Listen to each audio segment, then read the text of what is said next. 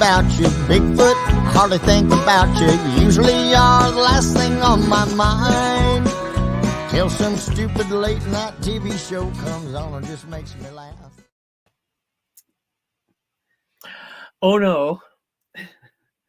Brian is having some issues with weather. Apparently the East Coast is just being completely, what would you say, screwed with weather.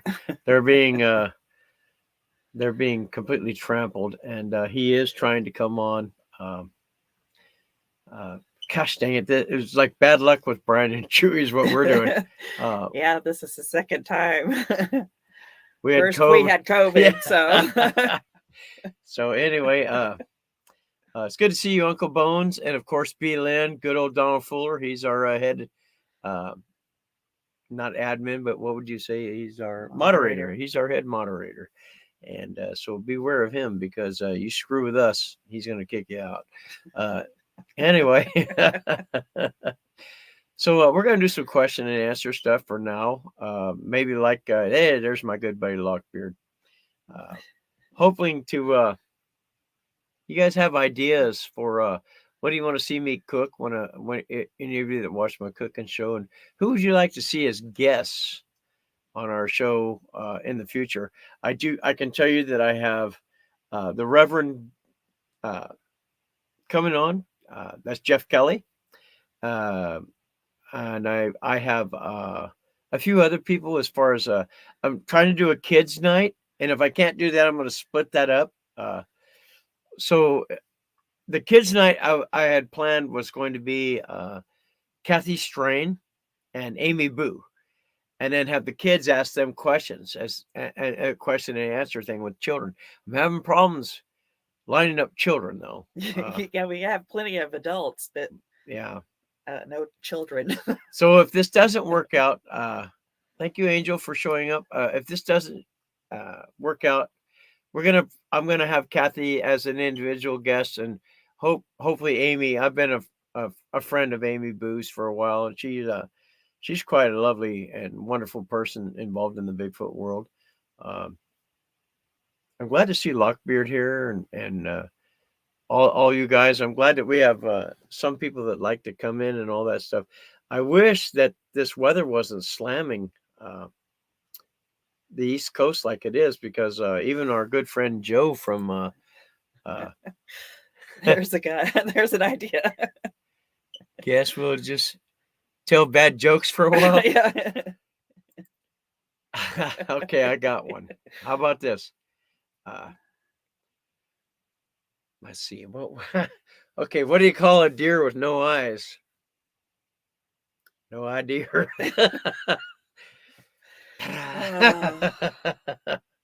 You asked for it. We got here a New Hampshire Sasquatch. Brian is an awesome guest. I've personally been in contact with him a lot, and last year he's an awesome witness in person. Well, you know what? We've been like really excited to have him. He sent me a nice recipe tonight too for a. Well, I'm going to keep it a surprise. Okay, I'm not going to say it, but he sent me a nice recipe that I'm going to use this weekend on our cooking show. So that's going to be fun. So yeah, that and then David Green is with us tonight, and he's been a good influence as far as a good character in this subject. And yeah, I've had a lot of good times talking to him and stuff. He's very serious about the evidence and how we collect it. Very selective of who his friends are. So I feel honored that I'd even be a friend of his. So I appreciate that. So is there anyone in the chat that would like to come on and talk? You're perfectly welcome. We can send the link right to the chat, and any of you are perfectly welcome to come on and talk.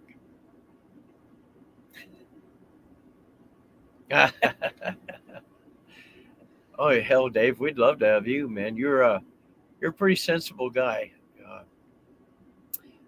I'm gonna get you wore down to the point where you're gonna say, "All right, we'll do it." But, Yeah, some of you guys are hard to wear down, man. You know, it's not the easiest thing to get guests, and so when you do get them, and weather plays such a part like this, it's hard. I did send out to Robin Moonshadow and another friend of mine uh, to if they wanted to come on. Or are you too bashful, Donald? Come on, man. You're the one that you kick ass in our chat, man. You're the one that cleans it up. Giving me no shit like that, man. No, you do have a good character, Dave. Having talked to you personally is really given me a perspective of what a absolute good person you are, and where your goals are and what you want to achieve in this. And I think it's New Hampshire Sasquatch said he'll come on. all right. Let's. Can you send him the? I don't know. We're gonna send you the link if we can. And we don't want to do that. We don't want to block the We don't user. want to do that. Let me see what I can do. But these are my options. So you'd probably put that. I'll copy clipboard. And then, no, that'll go straight. I don't want to do that. Okay, we'll figure it out. Lockbeard, he's in good form tonight, isn't he? Snowing there too, eh? So, hey, New Hampshire, send me a friend request real quick on Facebook, Jay Birch, and then I'll hit you with this on the lightning bolt messenger. Sorry, and I'm gonna get this set up already. And it's I'm just happy to have you guys. What do we got? 13 people, and nobody wants to come on. Well, I'm excited to meet New Hampshire Sasquatch. Well, I may be able to send it without you doing that. Oh, invite. There we go. I couldn't do it through here. I have to go.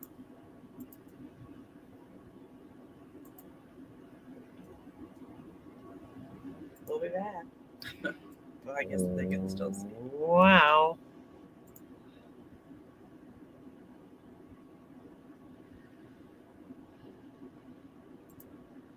Anyway, for your entertainment, strangers in the night.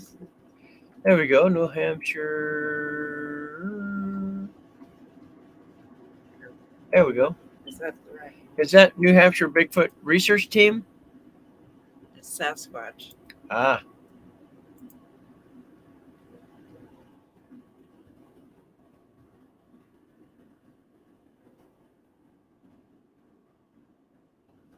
All the way down there. Yeah. Oh, there it is. There it is. All right. Okay, look at us.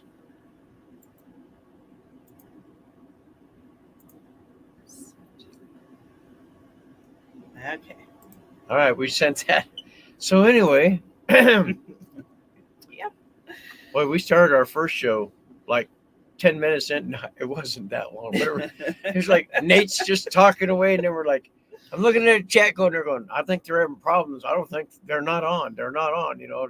Pretty soon I was like, uh-oh, something ain't right. And sure enough, we weren't on. So he had to start all over again. So, you know, we're going to run into these kinds of things.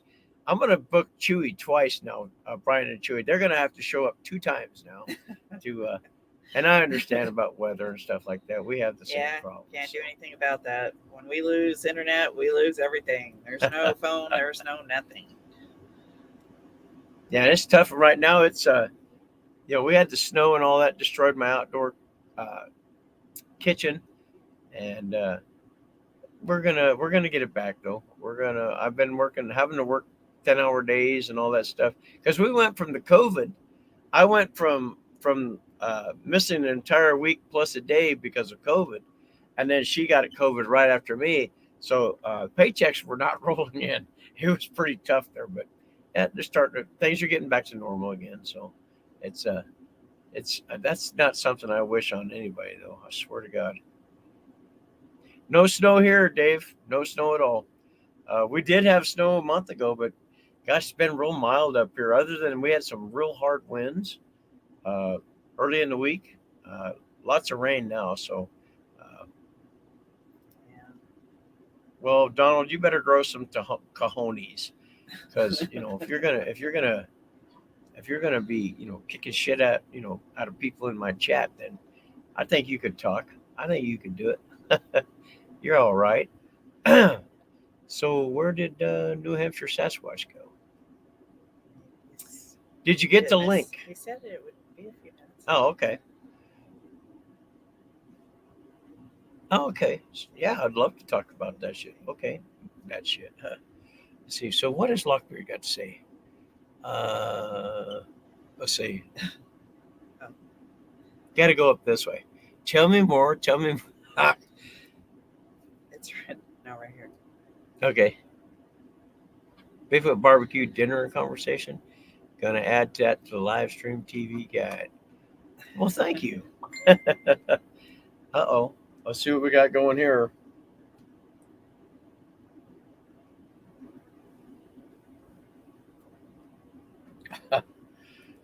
Okay, so I'm still got other guests I'm working on, and during the live show, I get one from somebody I'm working on right now. So that's Rashad Williams. Okay, the jokes. You can't send me jokes while we're doing this. Golly. Anyway,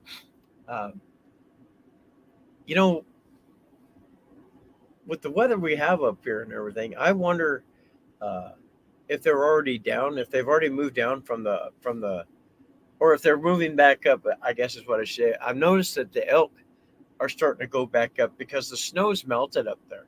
Now, by this time, most every other year, we can't get up in these spots. But right now, it seems like you would think that the Sasquatch are moving back up with the food because they're following. Now, actually, by the time June hits, we're going to be able to pick. Barry, there's my buddy, the Howler. Are you howling, fool? Good to see you. There's honey in my voice tonight. Yeah. That's because she kissed me. So, but yeah, I think that right now, with the mild weather we have up here, the elk and the deer are moving up again. We notice there's buds on a lot of the trees and the bushes and things like that, because after that initial snow, it's been real mild up here. So I'm thinking that that they're probably moving back up.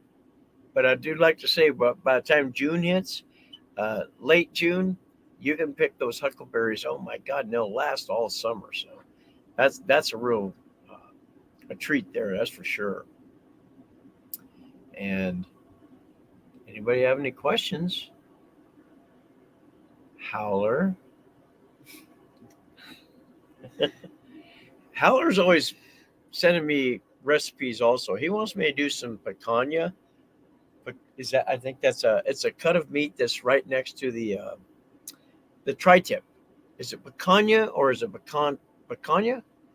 It's actually a cut of meat that the Brazilians like a lot, and if it's right next to the tri-tip, I'm sure I'll like it too. So.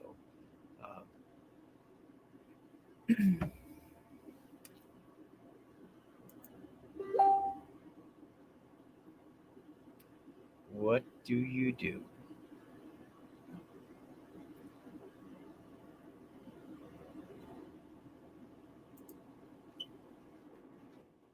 We're getting New Hampshire Sasquatch ready to go here, guys.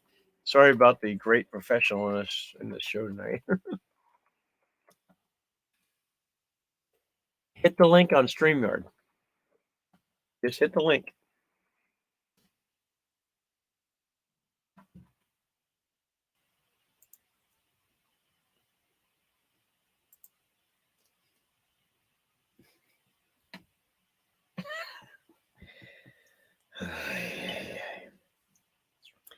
See, we're not prepared for Huckleberry mead.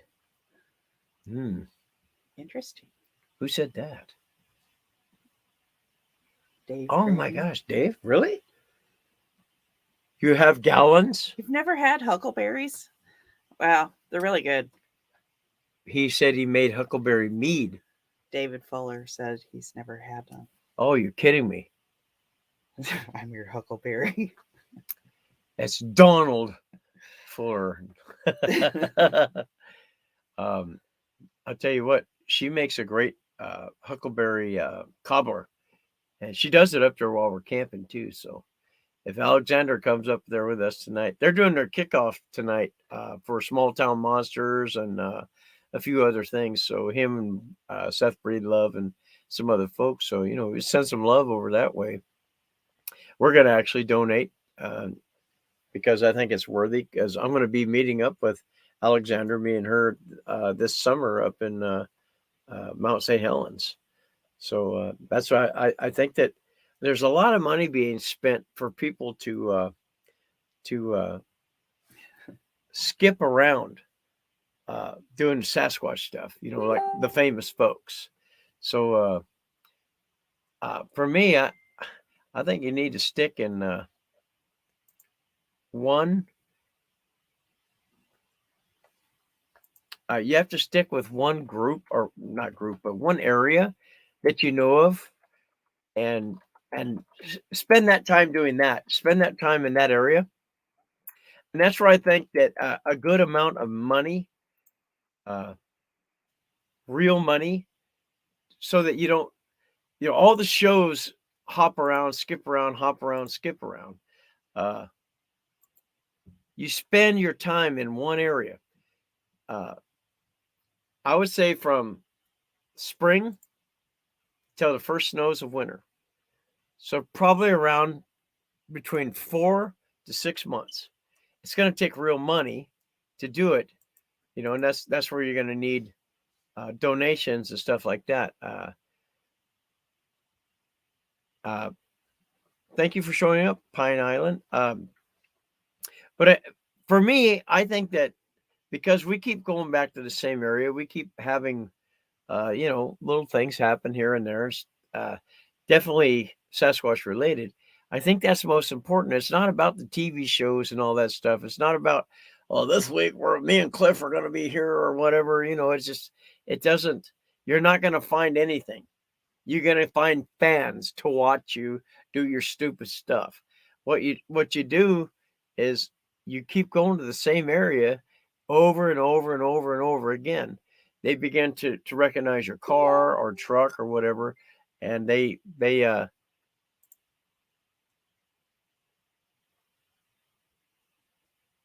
okay. So all right, we got a second here. But anyway, I think that's what's most important, and I'm hoping someday that there will be somebody that really wants to throw in some money, some real money. And I don't want to bring in anybody that's been on TV. I don't want to bring in I want to bring in geologists, unknown geologists, and archaeologists, anthropologists. I want to bring in people that know human behavior and then are experts on ancient human behavior. And yes, there is such a thing. So that's for me what I think is important. Quit looking for a gorilla because we'd already had one in a zoo if we had him here. Start looking find a real human tracker. Somebody who knows how to track humans and woodland humans, so that you have somebody that knows what they're doing. You're going to be able to find better evidence as far as, I think we're looking for the wrong thing. I have for a long time. We all are looking for an animal. I don't think they're animals. I don't think they're quite human, but I don't think they're animal either. For my own self, what I saw was a human face. So bigger than ours, but it was a human face. It gave me comfort. I wasn't afraid when I saw her coming down that. So I think that if we could get real human trackers to be part of this too, and keep it all a secret, and just see what we can find as far as collective evidence. I think you're going, if you're going to track something, you want to be tracking it the right way. if you want to look for something, you want to look for something the right way. You're not going to go into a candy store to find a diamond, right? So, I mean, why wouldn't you look for something and quit making excuses for, well, chimpanzees play ping pong? No, they don't. No, they don't. They pitch faster than any bull. That's crap, man. We need to get out of that kind of stuff and let's get serious about what we're looking for. Do they have tools? I mean, we're so shut out by other people that are in this. See, that could be what Dave says could be very true. David is a personal friend of mine, so not like we don't hang out, but we met online. So he's somebody I really like to. Not a monkey, not an ape, and I agree with you, Uncle Bones. So New Hampshire, you ready to come on? Oh, there he is. Welcome to the show, New Hampshire Sasquatch. Hey there, how are you? Good. You? Oh, very well. Hey, Dealing with some pretty crappy weather over here, and I assume that you guys probably are yourselves. No. It's actually fairly nice here, other than a little bit of rain. Yeah, we're definitely getting some snow and some freezing rain up here. Yeah, that's what's happening with Brian. Yeah, his Wi-Fi goes out quite often, unfortunately, but you know, he's a great guest. He's a great witness as well. Yeah, I really like his show. I watch it all the time. Yeah, actually, me and him met off of a post that I made a while back regarding a encounter in the same area as him, and then me and him were both on Alec Petticoff's show a little while back, and his story is very unique, especially for this area of the country where it's really not represented well in the case of like the BFRO and other research organizations. New Hampshire really doesn't have one. Right. So what do you have you can tell us tonight? You've had an experience for yourself? Yes, I did. I had a sighting. Okay, so if look, I don't want to be that show that gets you up to that particular point and then says good night, and then you have nightmares. Are you okay telling the story? Oh, absolutely. Yep. Okay, well, we'd like to hear it. So a few years back, I was riding around on Thanksgiving at night. I lost my best friend the month prior, and I was a little depressed. I didn't like to go home right away. So I was on this back road called Stevens Hill Road in Nottingham, New Hampshire. And up around here, there's really nothing to do in the wintertime, so a lot of people like to just go driving, and particularly in my area, there's a lot of back roads. So it was around midnight, I'm pretty sure. And I was going down near a pond area off of Stevens Hill Road, and I was coming around this bend in the road, and I thought I saw a tree with reflectors on it. As I came a bit closer, I realized that it was the form of a bipedal being, and it was a male Sasquatch. I didn't really know what else to call it at the time. Obviously, I knew what it was because I was actually interested in the topic of Sasquatch and the cryptozoology since I was a child. But it was such an unexpected moment. It was a very cold night, and when I saw this creature, it had its right arm over its eyes, kind of shield itself from my high beams from my 2015 Nissan Altima at the time. And And as its eyes kind of got adjusted to the light, it lowered its arm slowly and just kind of like stared at me and gave me this look as if like it was disappointed, like a parent would be to a child. As this thing was just staring at me and I was staring at it, I was probably, I don't have a really great distance estimate, but I was probably about 20, 30 feet away from it. And you can see like tufts of fur had like this like ice fringes on it. When it had its arm raised up, it had longer hair on the forearm. And from my high beams, you can kind of see like little slivers of kind of like reddish hair, even though the creature looked black. Well, it had black hair. It was kind of what's described as a type 4, as people say. It was kind of like a proto-human. And it was probably roughly between 7 and 8 feet tall, I'd have to say.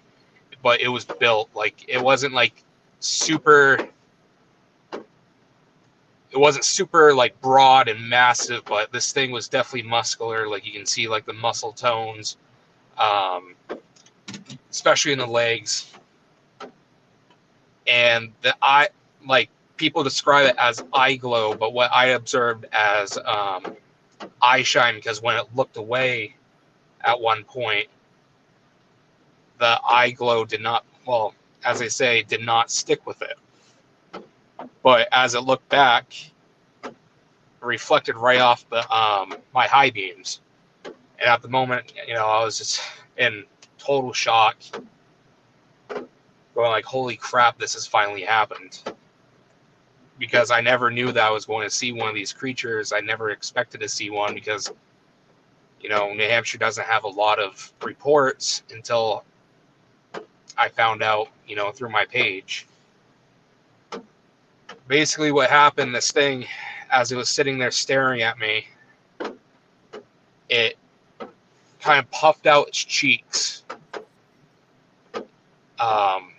And I can see the hot air and like steam leave its mouth from its breath. And then it just tromped off into the woods down the hill towards the pond. And since then, I have collected, I think, 3 or 4 different encounters that have taken place in the same town. Wow, that's so. What you say? What was the colors you picked out of it? So, like, it was very dark out, so it was black, from what I could observe. But when it had its forearm up, its forearm had like these longer hairs, almost like an orangutan does.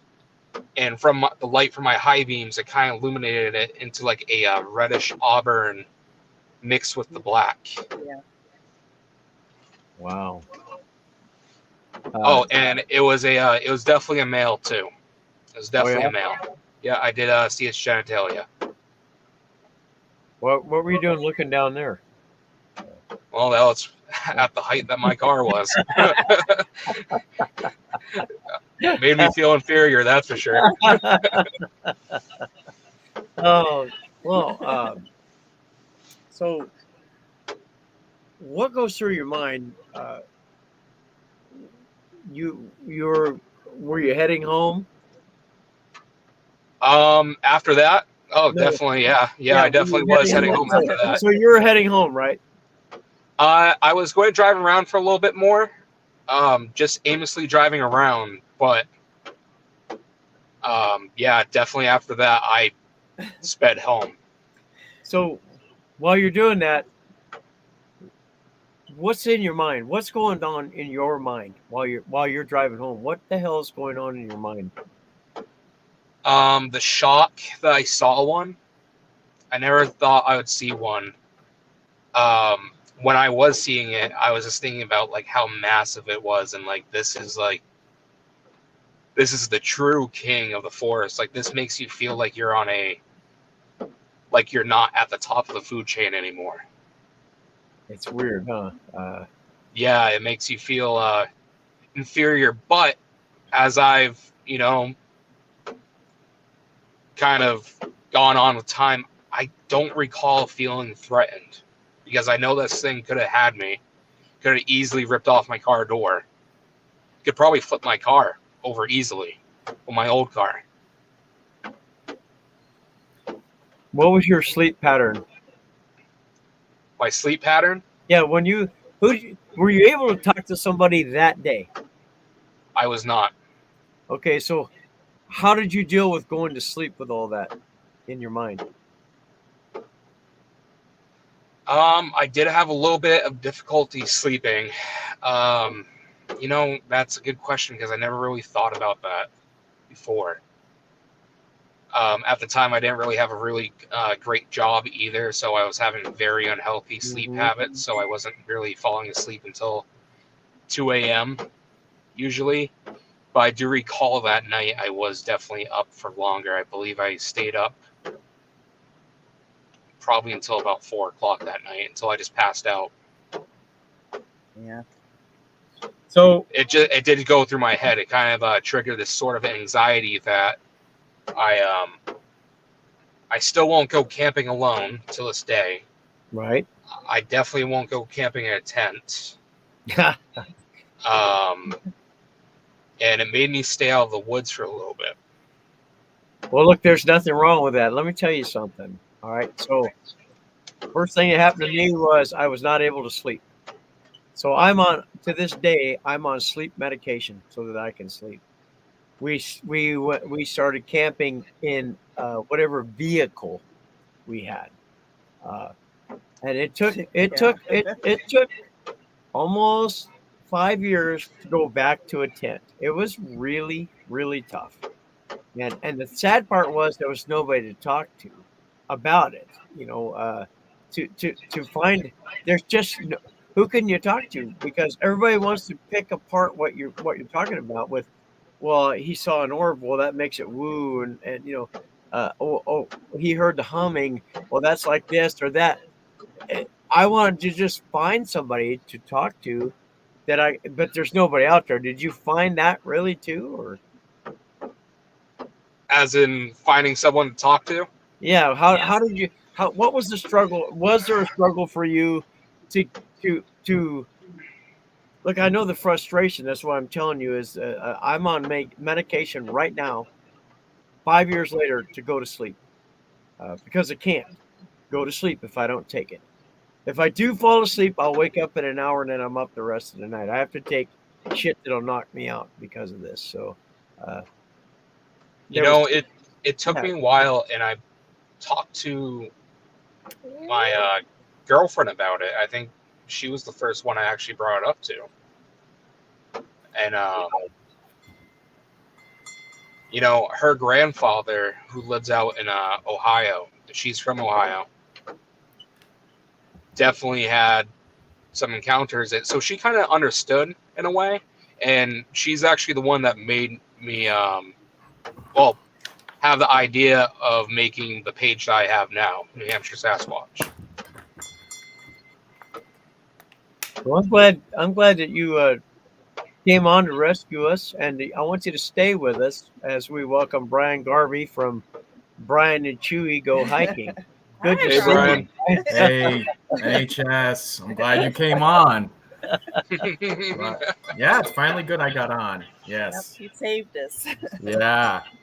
Yeah, New Hampshire saved us, and definitely I want to talk to you more. You just stay on with us the rest of the show. Yeah, I hope he could stay on because Brian and I can go on for hours, and we have. Yeah, we can go on for hours and hours. Yeah, we're me and NHS. I like to call him NHS for sure. We're planning on doing some squatching in the near future. So That's awesome. Yeah, my name's Evan, by the way. You can call me Evan. All right.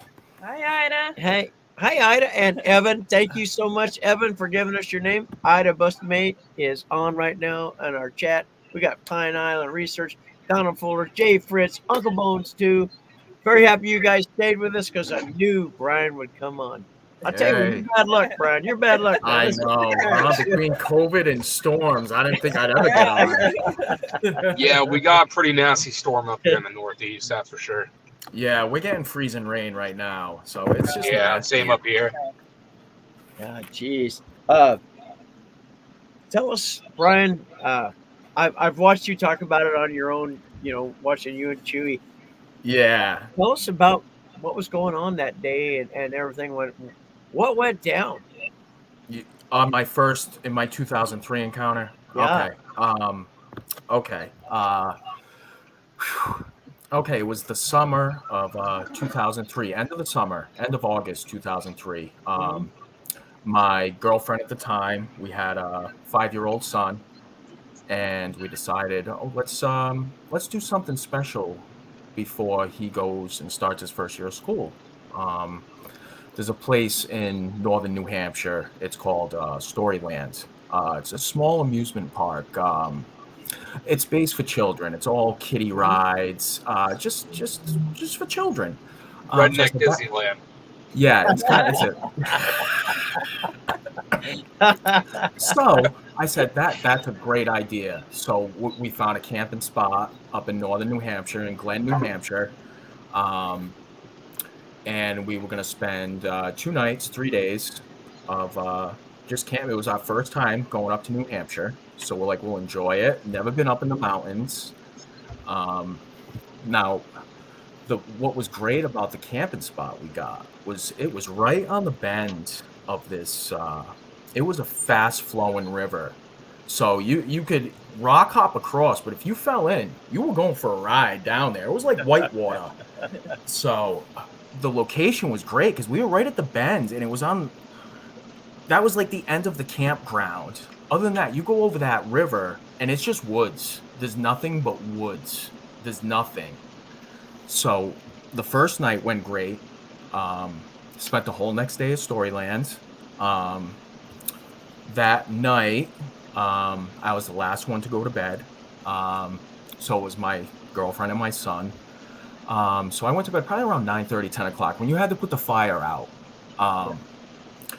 So for me, I do all this hiking. I'll do overnight hikes, and I cannot sleep good in a tent. I have issues sleeping in tents. I'll toss, turn, roll around, and just lay there. So that night, I'm just laying there, and it's been hours, and I'm just laying there pissed off because I can't fall asleep. So I'm just listening to the water, and from the brook next to us, and I'm just laying there, eyes wide open, and all of a sudden, this hand impression just starts grazing across the tent. Yeah. I look up. I just wide-eyed. I look up. I'm like, who's this asshole messing with me? I'm thinking it's some drunk person messing with me. So I was to where I was laying in the tent. My feet were right at the door. It was what's great about this, I still have the tent. It's at my mother's house. It's a big 6-person dome tent. Like you could stand up in it. It was that big. So the length it had to go across with its hand, I ended up catching the impression at the top of the door, and I'm watching it go across. And I'm getting pissed off. I'm startled. I'm scared at what just is going on right now. Like thinking this jerk, who's messing with me and my family in the middle of the night in the woods. I was dumbfounded. So I'm just about to get up. Like I'm looking up, like just leaning on my elbows, watching. And as soon as it stopped with the hand going across, all I heard was this. It was the deepest growl. It went from a growl to a guttural grunt. And when it went from the growl to the grunt, like the vibration of it, it went through. It shook my. It vibrated me. It shook my chest to where I was like, "Holy shit!" I'm like, what the hell is that? Now I quickly go down. I just go right back down. And I put the friggin' pillow over my head, and I turn my head, and I look over at my girlfriend and my son. They're sound asleep, and I'm like, do I wake them up? Do I wake them up and tell them what I just heard?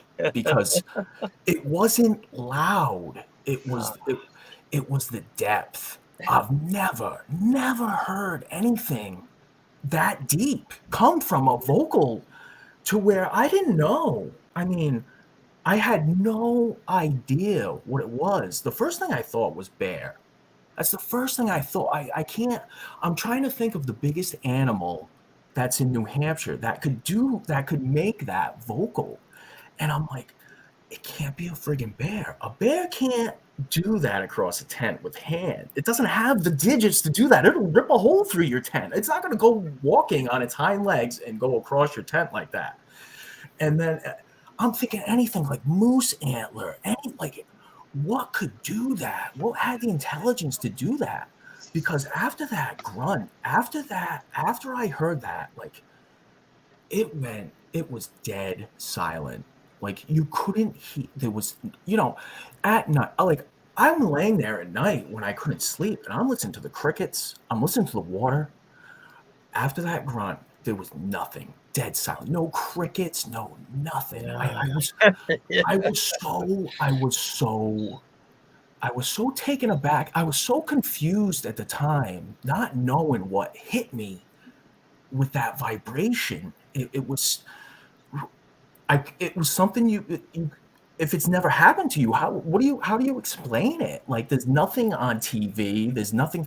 Yep. Back then there was no YouTube, there was nothing, no information on who do you go to? That's where we were at. Who do you go to? Yeah, in 2003 I had a flip phone. It wasn't like, oh, let me go on the internet and see what I could find on these sounds.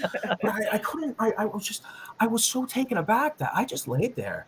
I laid there the whole night with my eyes wide open, just not knowing like what could do that. And I was so close to just nudging my girlfriend and being like, hey, I just heard something like weird, like big, just by the depth of the vocal. It was big. And I didn't want to, I'm thinking of my son. My son is on the very edge, on the end of the tent. So it's me, my girlfriend, and then our son. And I'm like, I don't want to make any noise. I'm like, what if that thing comes back? So I'm just laying there as quiet. I'm as quiet as I could be. And I'm just like a baby with a pillow over my head. And I just so confused and afraid. And I couldn't sleep. I couldn't close my eyes until I saw it was getting brighter out, and the birds started to chirp. Is when I started to feel safe, and I'm like, I'm gonna close my eyes, and I'm just gonna not think. I didn't know. Like we were rookie campers at the time. We had our coolers out. Our coolers are right out near, like where the fire was. Nothing went through it. It just came through. It friggin' grazed its hand along the tent, and it let out that guttural growl grunt that shook me. And I didn't even know. Like even when I got up the next day, I went outside of the tent. I still said nothing. And I'm just looking around and I'm like, what the fuck? I'm like, they didn't mess with, the animal didn't mess with any of our stuff. It just went right by. And I was dumbfounded. And I was like, oh my God. I'm like, I am exhausted. And I have to drive home. I have a 3-hour ride home. I'm going on no sleep. So I kept that. I kept that to myself. And I kept it to myself for over 17 years. I told nobody. I didn't know what to say. I didn't want to look like look at this, listen to this idiot. Like, oh, it was just some guy messing with you. That's what someone's going to think, because you can't describe. I can't replicate what I heard. It was too deep of a growl. It was unbelievable. It's like someone asked me, well, what can you compare it to? Now, I'm 43. Back when this happened, I was 23 when this happened. Wow. Just a baby. I was just a kid. I was a kid with a young kid, and I didn't know any better, and to not know at the time what the hell it was, it baffled me to where I didn't know what to say to anyone, and I buried it. I buried that away. I didn't tell anyone. I told nobody for so long, and then I remember going home that day. I can remember the lack of sleep because I was constantly thinking about it. Like, what was that? I And think it- about it today. 5 I years could- later, I think about what it I was. could just close my eyes, Jay, and it's like it just happened yesterday. It's just that it resonates in you to where you'll never forget it. It left such a stain in my memory. To where it still bothers me now. I'm shaking now just talking about it because Do you mind if we have a question? Oh, sure. Dave Green wants to know: could you see the fingers? The impression, I could see the digits. Yes, I could see it pressed and went across my tent, and it just like it was just walking, and it just pressed and grazed, and as soon as it was done with the graze, and I was just about to get up to open my tent to see who this asshole was messing with me, it let out that grunt, and when that grunt came out, I was like, oh, I was so taken aback. That I dropped right back down, and I just laid there. I was afraid. I didn't even want to move. You know, it almost sounds like I was just like this. it almost sounds like what happened to me. That's weird, man. That's weird. And when I hear other people, when you told your story and when you mentioned it about the tent and the whole, you heard saying you thought it was a deer, I was like, holy cow! I'm like, wow.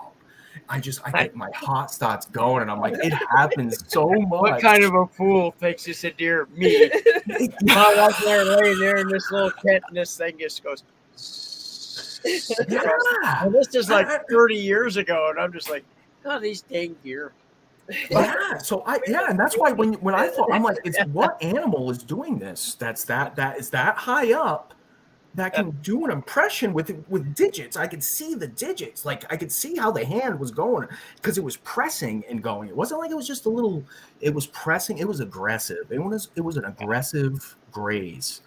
And that just, it took me to where I struggled just to where I'm like, come on, Brian, like, just forget it, man. You don't you don't know. You can't just tell someone because they're just going to tell you it was a person messing with you because they didn't get to hear what I heard. And when you hear other people that have heard that the power of those vocals, it shakes you.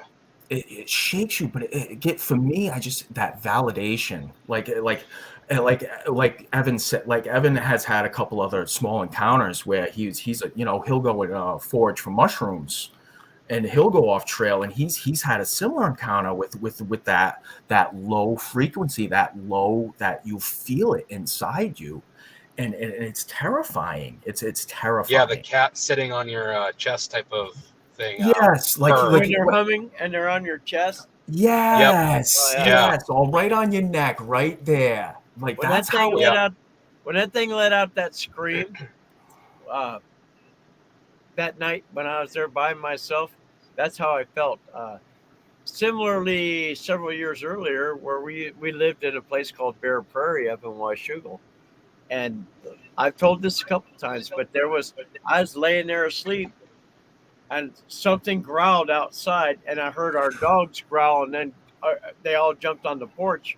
And then another growl that shook me and went right through my body. And I got up, and I started putting shells in my 30-06, and I'm walking through the house, and I get out to where I'm about to go out the front door, and here's my 16-year-old son, our 16-year-old son, putting shells in a 30-30. And he's in his underwear, and he goes, did you hear that, Dad? And I was like, yes, I did. Yeah, I woke up everybody in the house. So yeah, I went out there and we had just a dim flashlight, but oh my God, because we had a Newfoundland pit bull lab that chased bears out of our yard and stuff. She was fearless, and we had garbage in the back of our truck. She would chase the bears away from our truck, keep them out of the garbage and stuff. So she's sitting up on the porch, looking at us like, well, if I have to go, I'll go with you. But, yeah, we literally, here's me and my son out there with our underwear. Underwear and shotguns. Yeah, we both knew what it was, man. Oh my God, but it was long gone. But the dogs were like going nowhere. They were not going to move.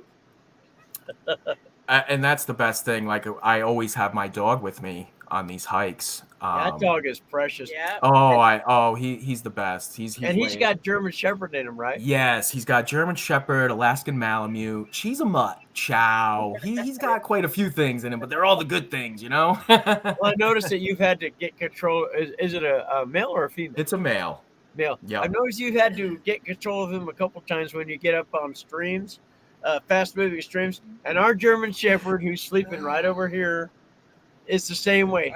We get up here on Mount St. Helens, and you got these river running streams. Yeah. Like, Yes. Sibylla, get over here. So No, yeah. he will jump right in, and I love it because I get it all on his GoPro. It's fun to watch. I'm having a lot of fun doing what we're doing on our channel, making these videos. It's just a tag along video, and it's a feel good channel. Yeah, it's just great.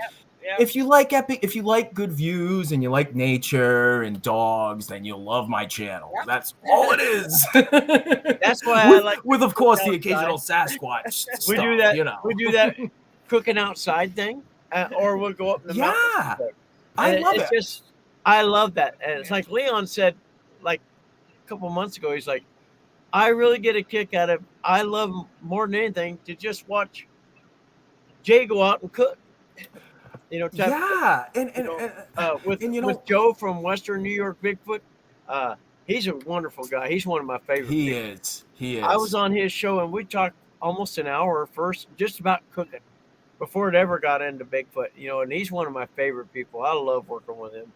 Yeah. And he's one of those guys I never miss a show.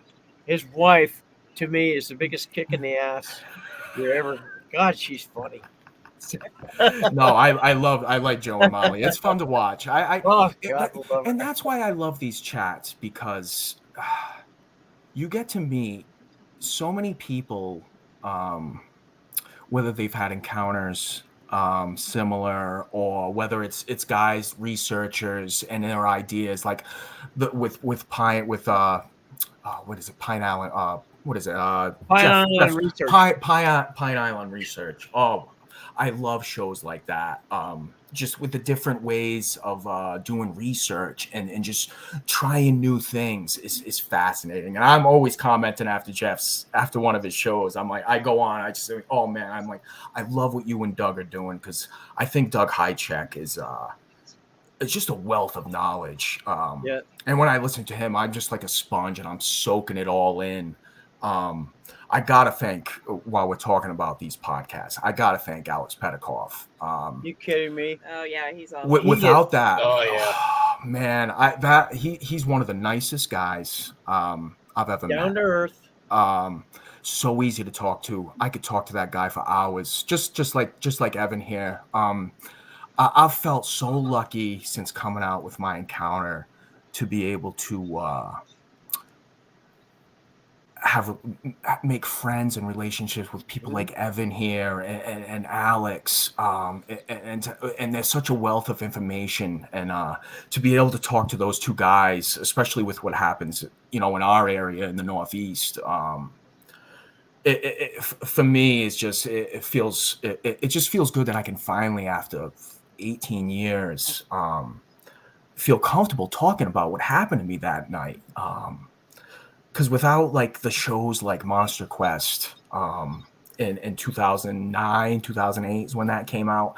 That is when it started going in my head when it's showing the Bigfoot in New York and Bigfoot in Western Mass and Bigfoot. I'm like, then I started thinking with all that stuff that happened that night in the tent. I'm like, wow. And then they're talking about the John Mayenzinski tent encounter that happened in the Sierras.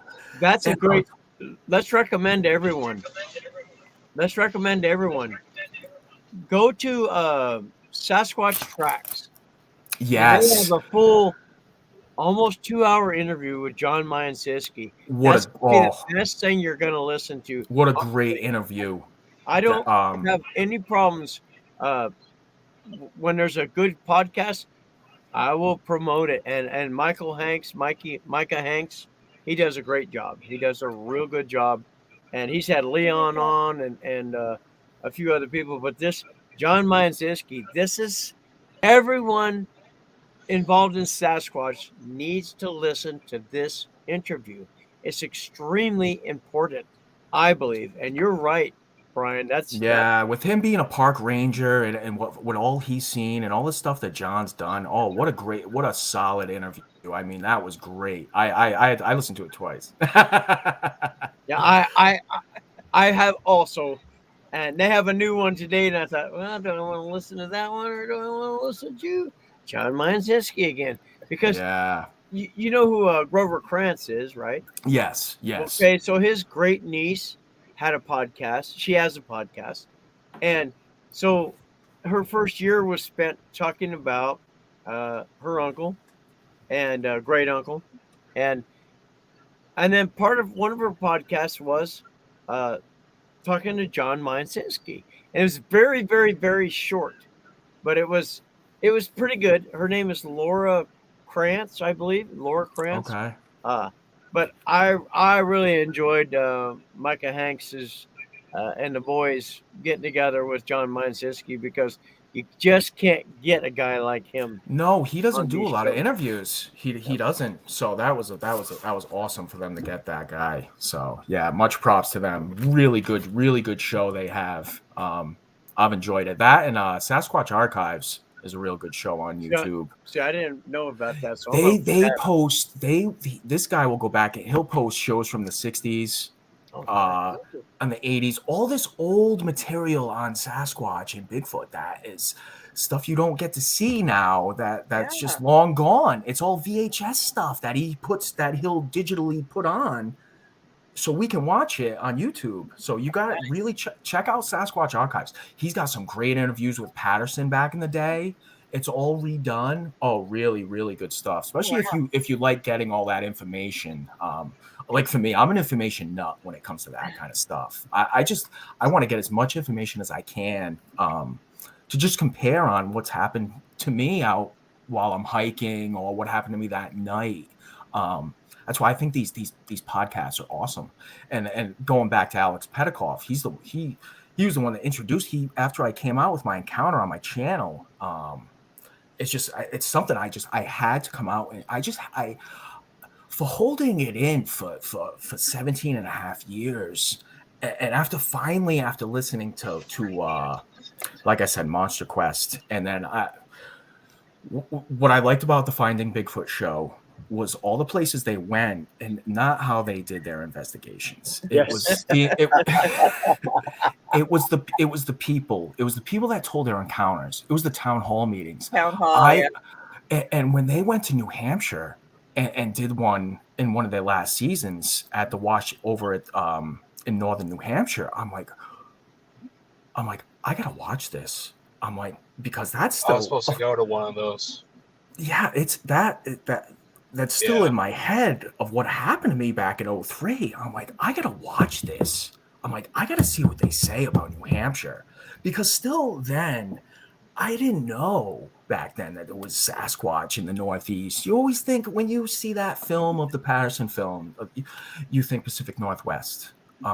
Especially back in 2003, there wasn't enough information for me to know that. So when all that happens, I just didn't know. But then when Finding Bigfoot did that in New Hampshire, and they're right near the spot where I had an encounter, I was like, oh my God. I'm like, another guy got messed with in his tent, like a mountain over from me. Like it's that it happens that often, whether it's juveniles messing with people, It's who gotta knows? be. I think they're doing it for their own amusement. To me, I just I think do they're too. messing with us I for do their too. own amusement. There's That's- also the guy that commented underneath that post that I posted that had something going through his camp one morning at the same exact campground that Brian had his encounter yes. as well. And We think it's the same exact site, or at least one of them right on the river. yeah, because I'm not 100% sure what campsite I was at, and me and Evan have been going back and forth with this because I remember exactly what my campsite looked like, but I can't remember the campground's name. But it was along a river, and that river runs for miles. So if these friggin' things, to me, those rivers and ravines, to me, that's like a Sasquatch highway. Yeah. Wow. Because Yes. The natives And- used to use them as like a highway as well. And, Yes. and with a lot of people that haven't been to New Hampshire, Vermont, which I know there's a lot of people from New Hampshire and Vermont in the chat. In New Hampshire, it's 85% forested. That's a lot of forest. The people don't know how vast. On one of my hikes that I sent you, where I sent you the pictures today, and and trust me, I hate sending stuff to where I heard something, okay, and It's okay. I'm not recording when it happens, but the importance of that, and I sent this to Evan a month ago. Yeah, was you my just sent me a video reaction. of you swearing and everything. It was, and I'm not like that on my videos, but it was my reaction. You were that. And you know what? I put it on my YouTube. Yeah, you were afraid, man. I took it, and I had to take it down. I couldn't leave it up. For one, it's just my experience. It's what happened at that moment and my reaction to what happened. So I sent it to you, Jay, because I wanted you to see my reaction to when the knocks happens. Why don't we go ahead and show some of these scenes from that day when the And then if there's any pictures, I can explain the pictures really quick because That's what I that's a have. huge ravine, and those are just brooks and rivers for miles going through those ravines. So you're hiking in between brooks for miles. And something that I noticed. Go ahead, Ev. Go on. Something that I noticed when I was watching that video of you, you could really see kind of like the panic in your eyes. Like you're usually a pretty calm dude. I started to get scared. I could tell that you were startled. You were shook. Because when the first knock happened, it was whap, whap, whap, whap, whap, whap. 6 of them. Right to my right. Very close. Now this right here, you're looking at this is the Pemagawasset River. This is a big river you have to cross over from the parking lot. And as soon as you cross over this, you're in wilderness. There's no roads for miles. You'd have to hike probably 20, 30 miles in one direction. That would take you days because you're going over mountains, you're going through ravines, and there's not trails to get to the other road. So where I'm hiking right here to this Owl's Head it's an 18-mile hike. It's 8 miles into the wilderness just to get to the base of the mountain. So you're out in the middle of nowhere. There's nobody out there. It's a really great hike if you like isolation because you won't be around anyone. So these pictures were this is my Owl's Head hike of when I had the knocks happen. Let's have another one. Let's see another one.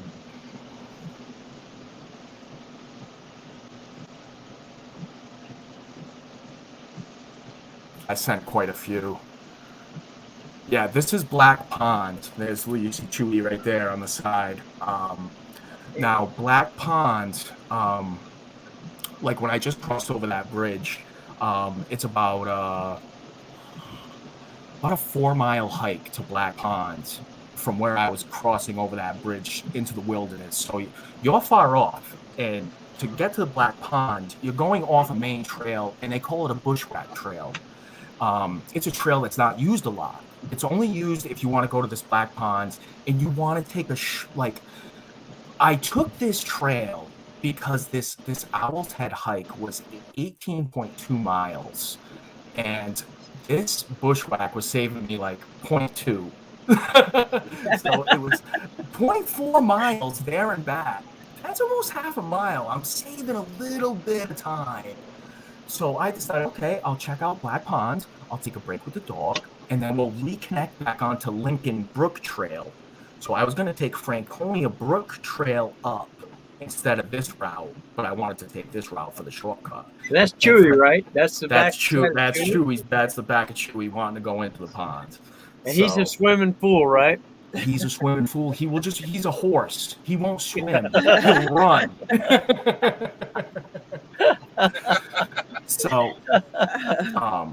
So when we leave that Black Pond, where we continue on the Bushwhack, which is probably another 1.5 miles of just this not a well-used trail. This picture is after the knocks. This is where I think I heard the knocks that were in front of me, but way, way off in front of me. So we'll get back to the knocks. It was the 6 knocks to my right. Was it louder than that water? Loud? Oh my God, yeah. It was loud to where if someone throws a pack of firecrackers behind you and you don't know the firecrackers are going off and you just stop blinking, that I was like this when the whap whap whap whap whap, it was so loud and it just resonated to where I was blinking. It was so loud, it was like a hammer going off and you're blinking, flinching. So I was like, oh wow. And then not even, I'm gonna say it was between 10 and 15 seconds, 6 knocks to my left, further away than they were to my right, to where I'm confused. I was so confused at that moment. I'm not recording. My GoPro's in my pocket. You know what I mean? So I'm just looking, and I'm standing there, and all of a sudden, I get 6 knocks way off to in front of me.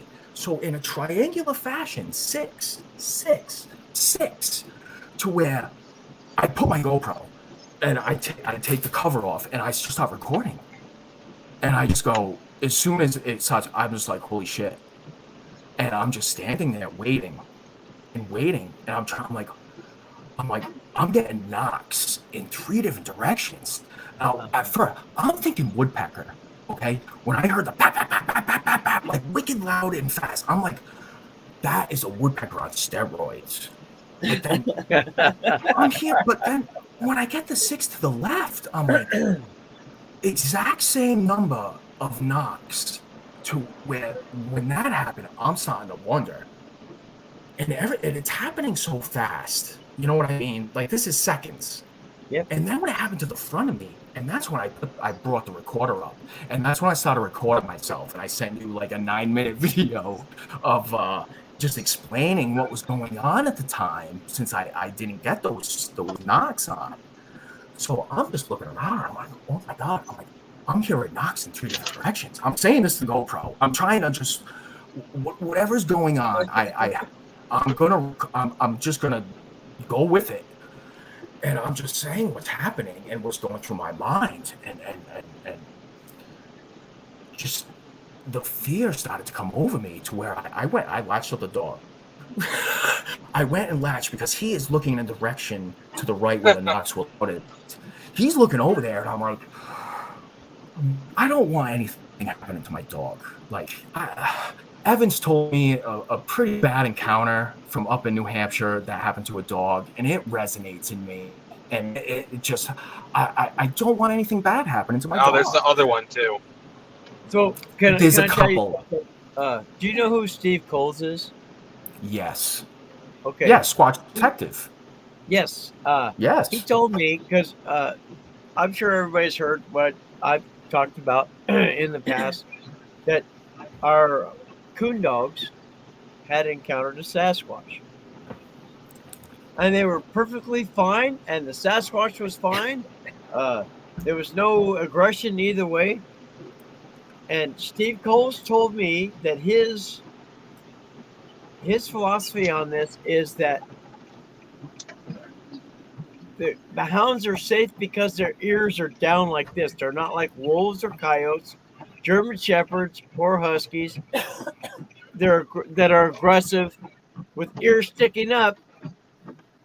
But the hounds, because I'm telling you, my friend and I spent 15 minutes watching our hounds interact with a Sasquatch. It was super foggy, but we knew because of the eyes that it was a Sasquatch. It had to be. Mm-hmm.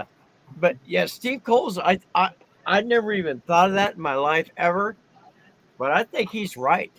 That what the Sasquatch is used to is the dogs, the coyotes, the wolves.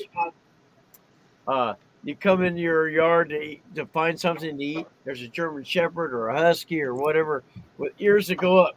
Mm-hmm. And it makes sense to me Yeah. what he said about that. Yet the hunting dogs are hunting dogs. But here's another reason why I think you were looking for a human, not Homo sapiens sapien, but a human.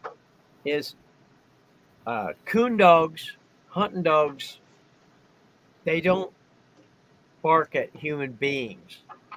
These dogs were perfectly within their realm, perfectly happy with whatever this thing was, that the eyes were as close as ours are and almost 8 feet tall, and just stared at me as me and my buddy held a spotlight on it. And that was back in 99, I believe, 98 or 99. And we both knew damn well it was a Sasquatch. Now, he was asking me, is that a Sasquatch? Because he's made fun of me forever. He's from New York. And he kept saying, ain't no such thing. Ain't no such thing. Well, that night he said, Jay, is that a Sasquatch? And I said, I thought it was an elk. And he goes, if it's an elk, it'd stomp these dogs to death. Oh, yeah, you're right. It's funny how the brain kind of screws with you. I'm making every excuse there is. Yeah. I knew goddamn well it was a Sasquatch. And the thing would stare at us, and I had that million candle spotlight on it. Yeah. And I'm standing up in the bed of his truck, and he's standing outside of his truck. And not only do we have high-powered rifles, but we also had, at that day, what was those little movie cameras that went from the big VHS where you're like walking around making a movie on your shoulder to these smaller ones where you can just open the thing. Now we got these little tiny buckets. You can do it on your phone, right? But yeah, anyway, you just need your so phone. we didn't even think about bringing out that little piece of shit thing he had.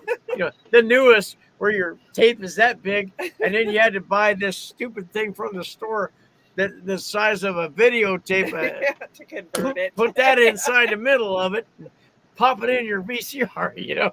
But no, we're just standing out there. This is how old I am, okay? Back in the day. Yeah, back in the day.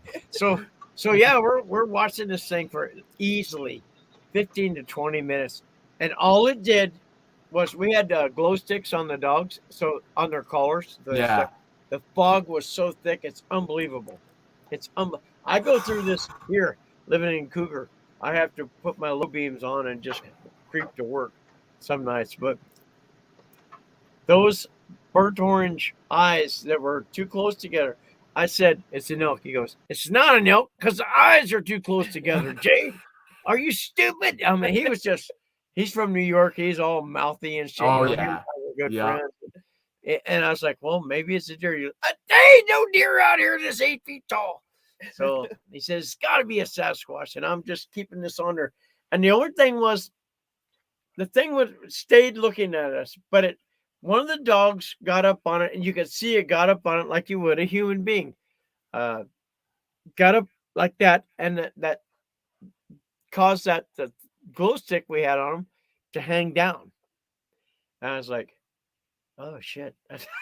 I told him, I was like, he's like, what is she doing? And I was like, oh no, I don't know.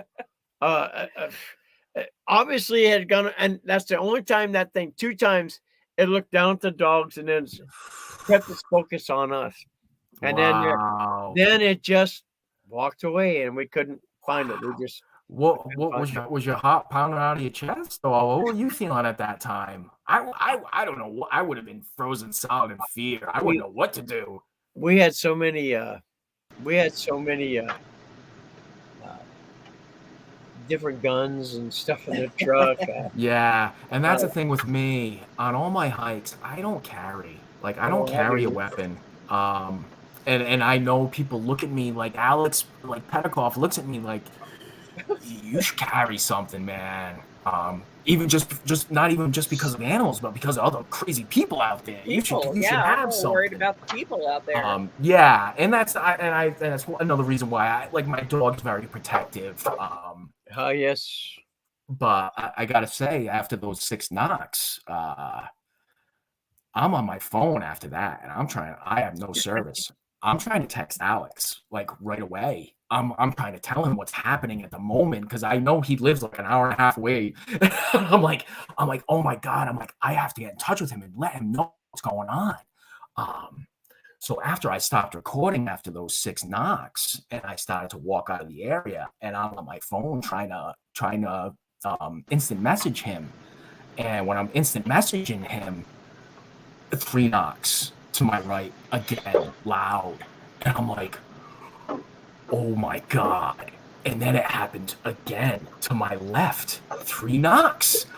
I'm like, I'm in a crossfire of communication right now. At those second round of knocks, I felt like I was in a crossfire of communication with knocks. It was that. At first, with the 6, 6, and 6, I'm like, it happened once. What the? I can't explain the 6 knocks, 6 knocks, 6 knocks. It could have been, like I said, woodpeckers on steroids communicating. That is the only way I could explain that off.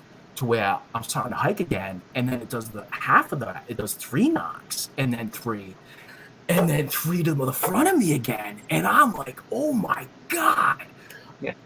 I take the GoPro back out. Here come the F-bombs. I'm like, it just effing happened again.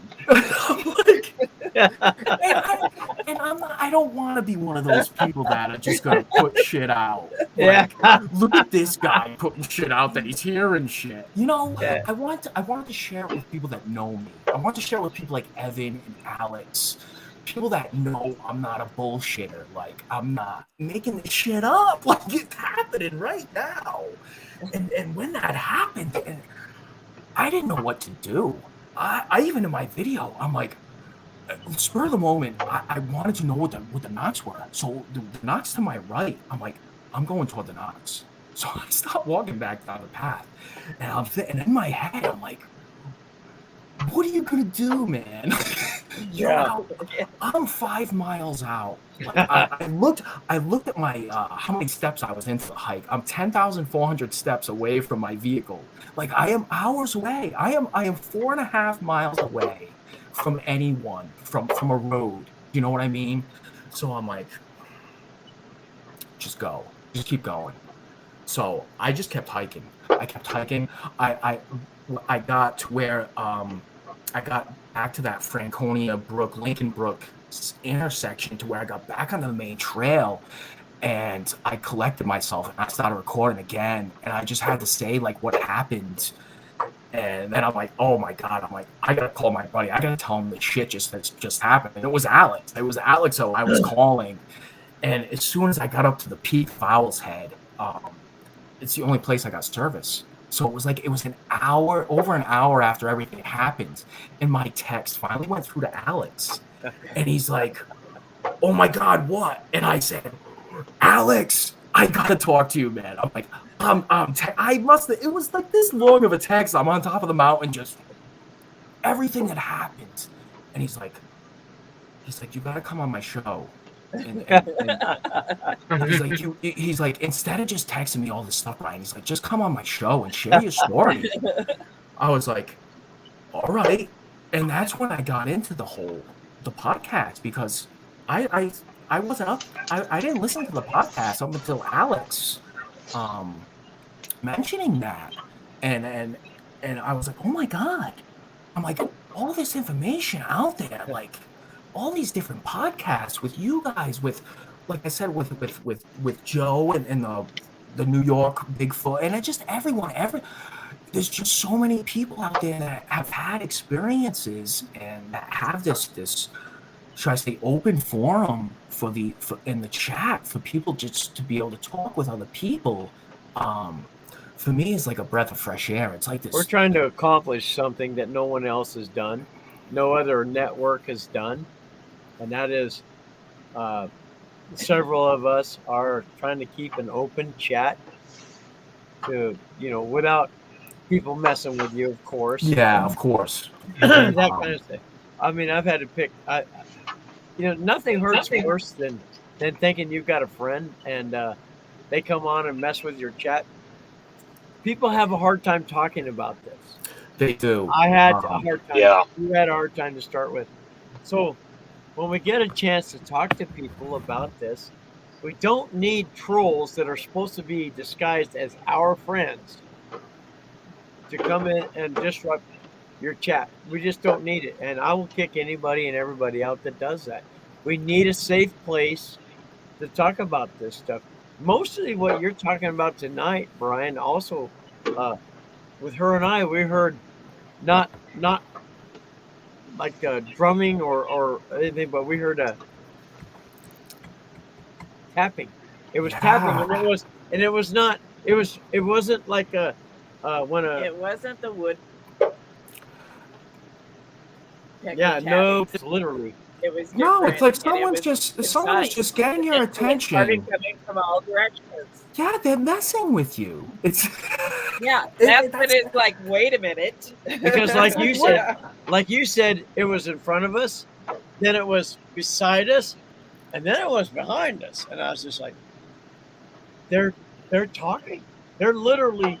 That's what I'm telling you. This isn't no damn gorilla. God, it's like a damn Morse code. I'm telling you, it's a Bigfoot Morse code. I'm like, it is. They're not going to be like, hey, you. Yeah, that's how I felt it was. They're going to do whether how many knocks it is to what, whether they were just in a triangular fashion when I was in that, like I said, that area I was in is not a well-traveled area, and it's a hike that. The only reason I did the hike is because it's on my New Hampshire 48 list. Now, the New Hampshire 48 list is a list of the 48 4,000-foot mountains in New Hampshire. So it's called the New Hampshire 48. That's the list I was working on. And this was my number 44. I'm like, I got to get this thing over with because it's an 18.2 mile hike into the middle of nowhere. You don't want to do it. But now it's one of my favorite hikes because of what happened. It was just the area when, like, if anyone goes and watches my Owl's Head hike, because that's where all this stuff happened. I just kept those clips out. You're in the middle of nowhere. And when you look at those pictures I sent you of the topograph, we're 3 miles up looking down on Google Earth. You just see the ravine that you're in and the mountains all around you. And in those ravines coming down from those mountains is brooks and streams.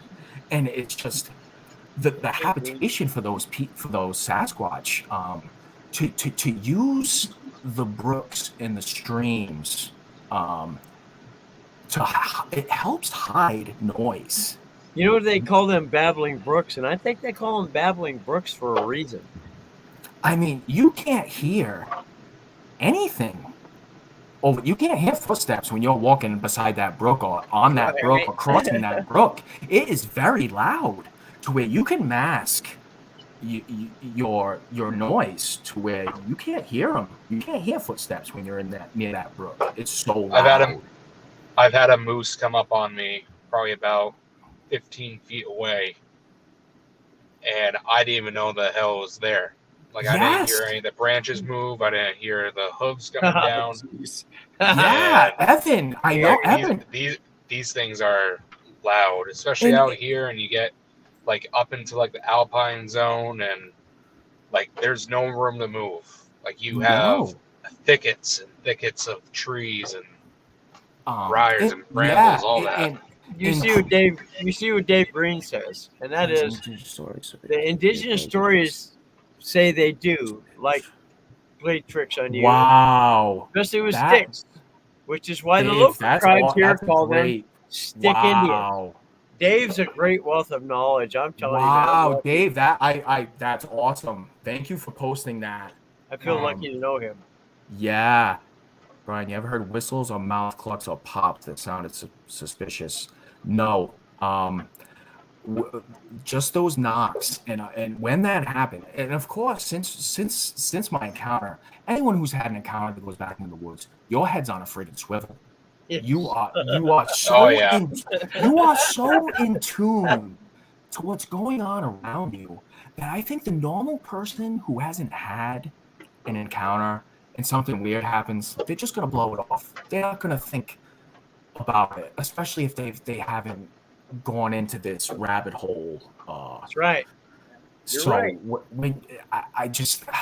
When you're near all these like Evan was saying with his moose encounter, that's what stirred up everything for me was when I had my moose encounter. When I first started hiking in 2018, I'm doing this really big hike, and it's in the same area we're talking about in the Pemagawasset forest.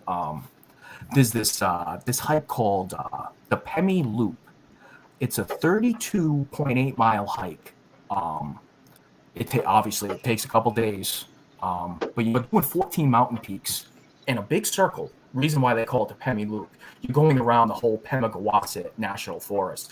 You're going around the White Mountain National Forest. So you're hitting all these peaks, and you're looking down into the ravines. But regardless, well, it's only a small portion of the national forest too. It's such a small portion. Yeah, very small portion. But how desolate it is in that area there. There's no roads. It's all forest. There's no, you're only getting in through trailheads.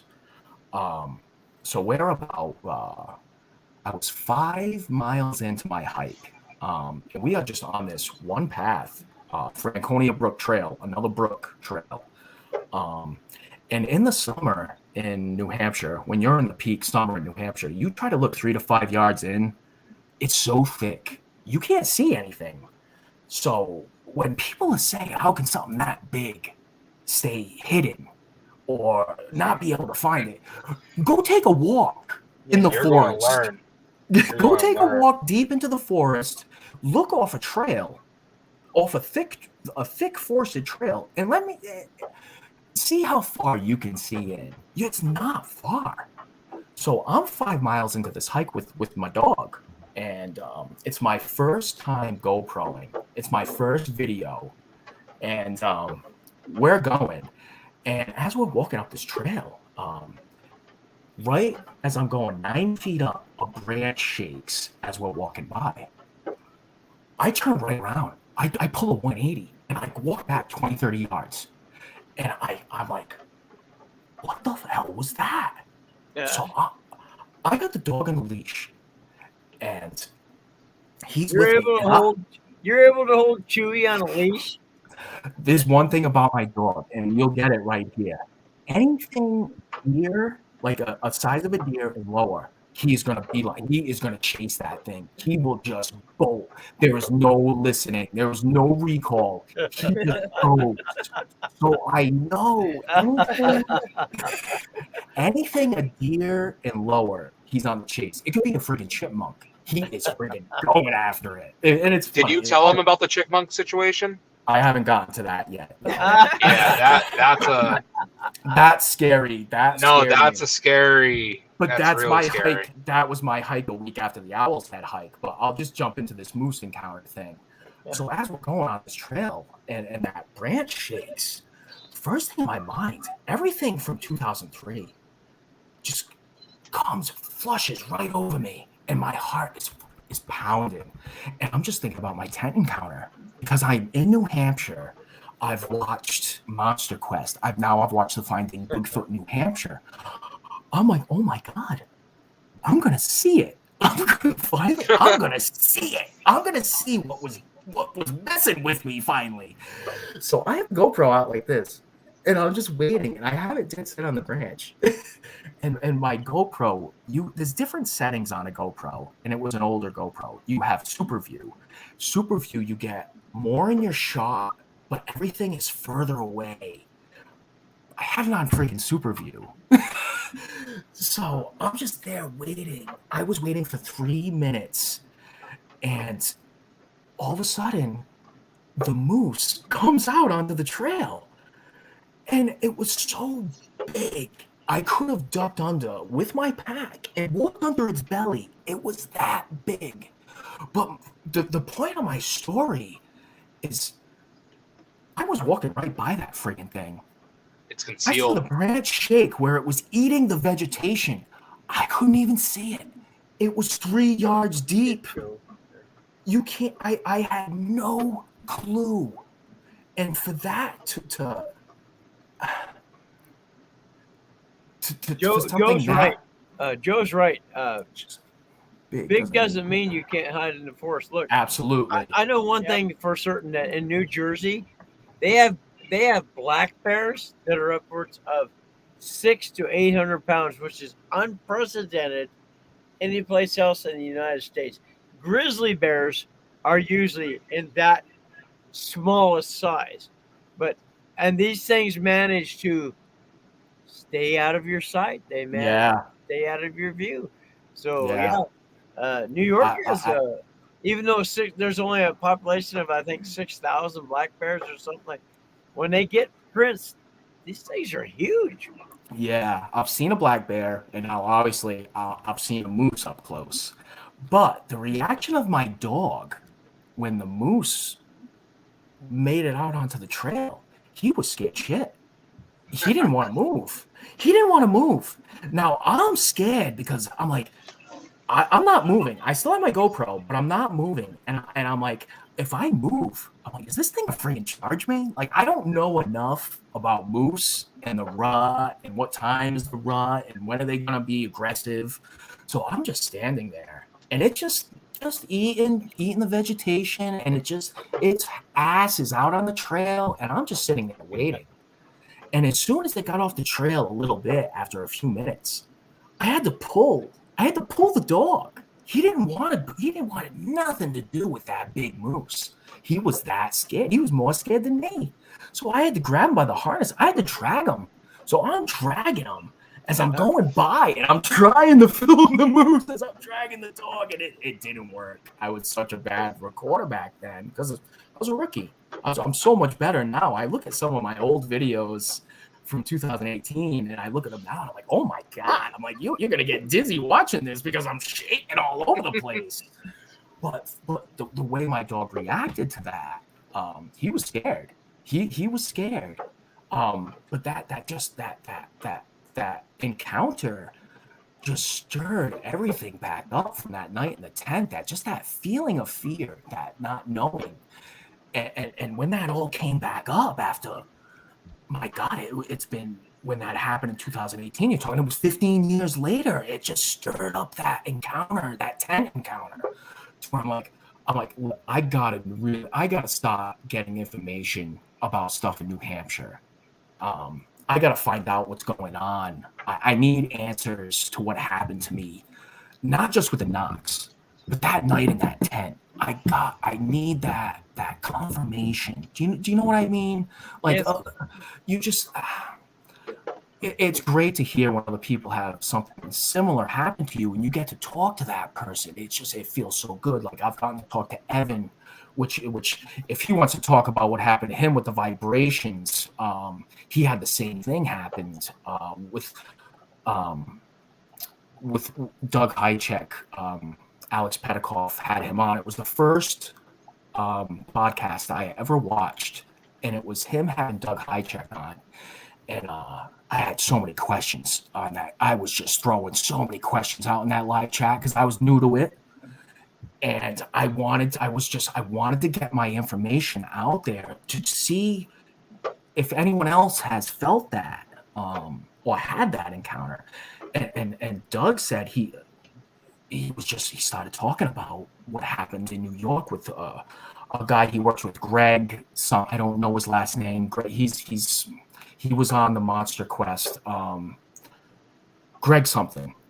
He was in, and he had that vibration happen in New York during an expedition where he felt like it was it shook his pant legs. It was that deep and that was Greg dildo baby guys vibrated my leg.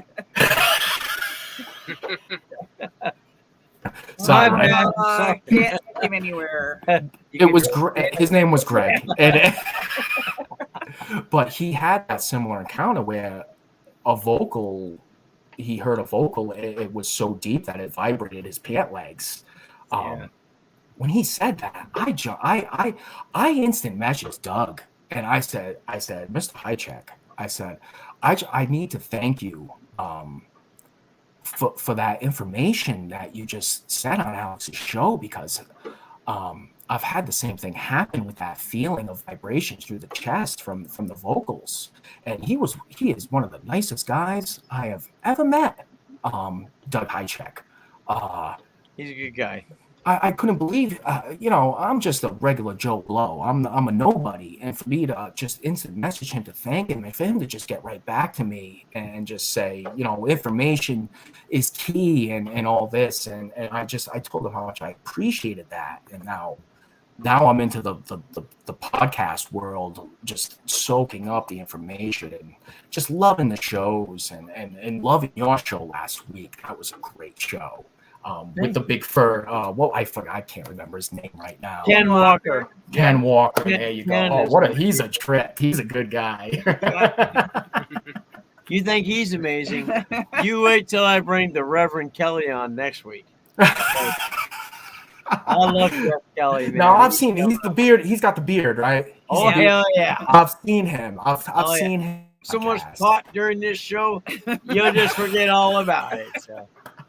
He'll get us all high. It'll just seep right on through. That's right.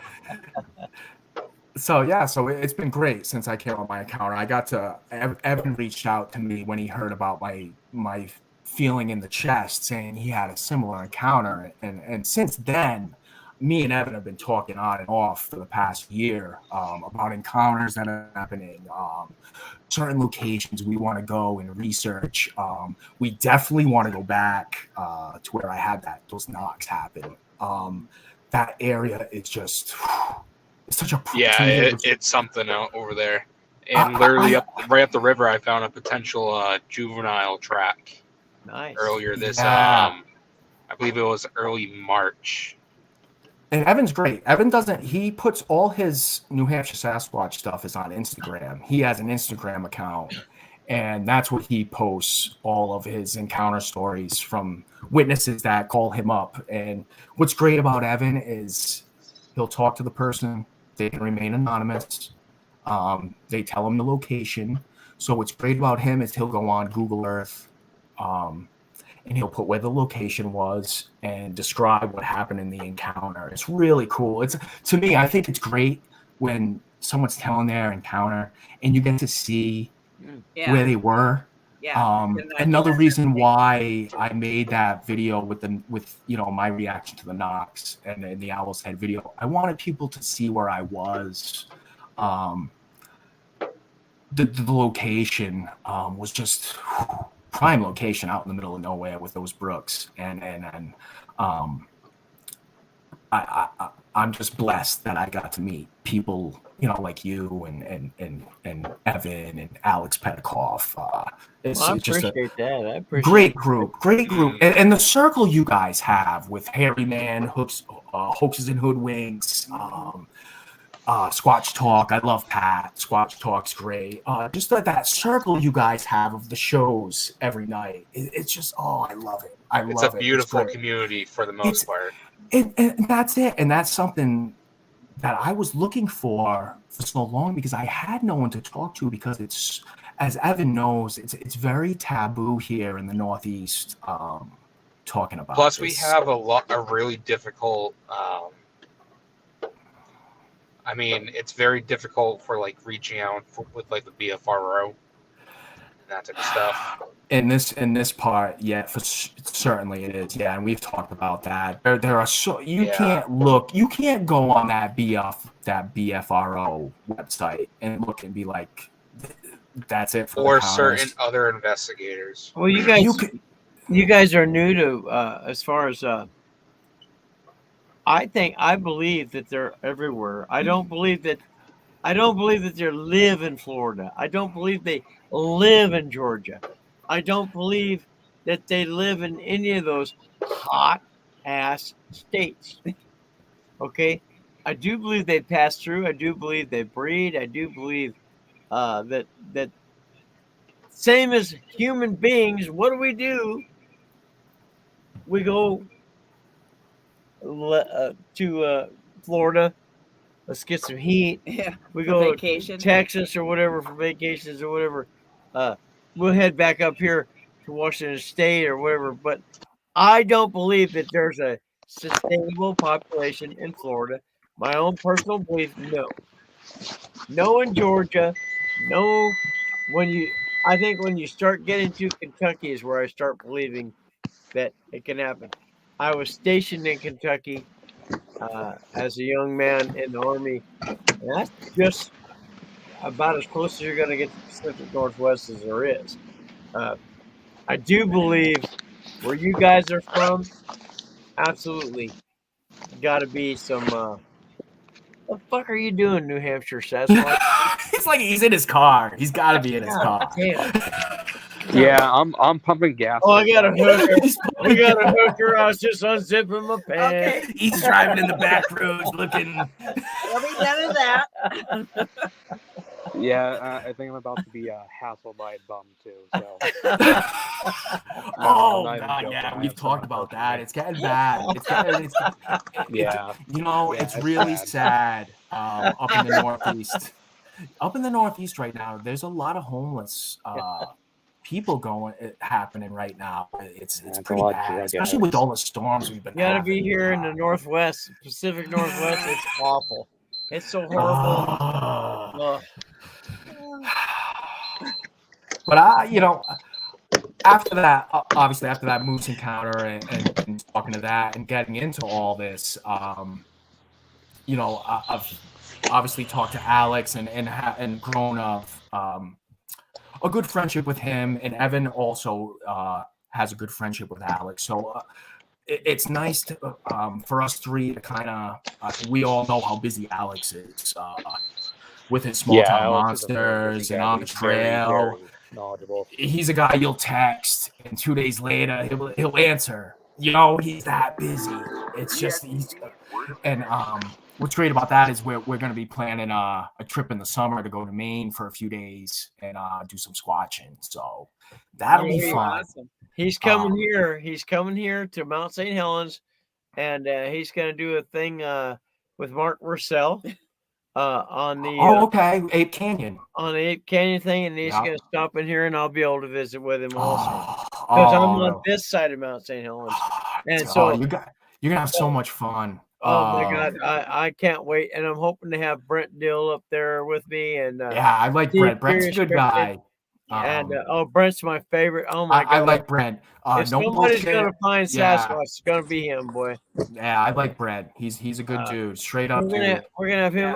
Yeah, hopefully, Curious Cryptid Steve and his wife, and I'm hoping beyond all hopes, get Leon down here. Yeah, he has. That'd be awesome. He's the guy that he's helped me a lot, boy, with my encounter and what happened to us. Leon has brought me through hell and high water and taught me how to deal with what happened. So, I like Leon. He's a good dude. He's human being, different. Boy. He's different, but I like him. I like and another thing I like that he did with Culls was how they were doing how they look at people's mannerisms and stuff like that. I was like, oh wow. I'm like, well, he can dissect my he can dissect my knocks when the knocks happened. Because I was scared. And I wasn't lying. But it's funny, Evan mentioned another thing about the chipmunk situation that I had. I gotta talk about this. It was exactly 8 days after what happened to me with the knocks. I had the. Oh, I think I'm waking up my wife. It was the same. It was a week after. Because it's like what, 9 or 10 there. Yeah, it's probably like 10:30. Well, just tell her to get her ass. Yeah, it's 10:45. 10:45. She gets up at 4:30 to go to work. Oh my god! But anyway, I get up at 3, and I still haven't eaten. So. Hey, I am across. I am in the cat's room. There is actually a room for my cat. I am in the furthest room from her, so she won't hear. But I just heard the door slam, so she can hear me. Oh my god! We're laughing too hard. Total respect. And I am so loud. When I get excited, I get louder. So when I start telling my encounter, I get excited, I get loud. So I know she's probably listening to the whole thing. But anyway, let me get back to that chipmunk scenario. It was 8 days later. We did this big hike. It's called, I told you way back, I did the Pemmy Loop. I did a big 32.8. Well, this time I wanted to do, it's called the Semi-Pemmy Loop. It's half of the hike. You're doing about 20 miles. So you're going up that Franconia Brook, where I heard the knocks. Franconia Brook, Lincoln Brook, Black Ponds. I'm going up Franconia Brook, probably about a mile and a half away from the knocks.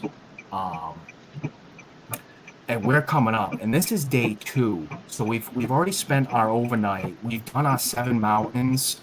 So I'm wiped. I am wiped. So I'm in about my 15th mile.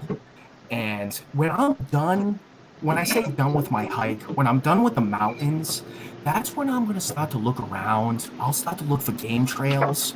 As I'm heading back to the trail, to my truck, I will just look off the trail. Now this day, it was what is it? Memorial Day? What day is it when it's before summer and the end of May 30th, May 31st, and then you have that 3-day holiday. That's when I did my hike, and the weather was nasty. 30 degrees at night, like freezing. I'm in the tent, freezing. So that next day, I just wanted to get out of there. You know, I did my 7 mountains. I just want to go home, but I like to look for tracks. So I'm looking for game tracks off trail. So I'm looking off trail. I'm about 5.5 miles away from my vehicle. So I still have a couple hours of hiking. But I'm right off a brook. And it's kind of raining, sprinkling on and off. A real day where there's nobody is hiking that day. No one is on the trail. Oh my god, it's like a Chewie. Hey, I might as well get hit. I don't know if you can see him. This is Sibylla. This is our darling. It's too dark. No, I can't get him. Oh, baby. It's too dark. You're so rotten, girl. She's so rotten, she just can't stand the attention. Oh my god. There we go. Why all the talking? Now she's up in the couch. Now she went up in her bed. He's She just got all the chilling. attention she wanted. He's in the background listening because he's part of this story. Oh my so. god.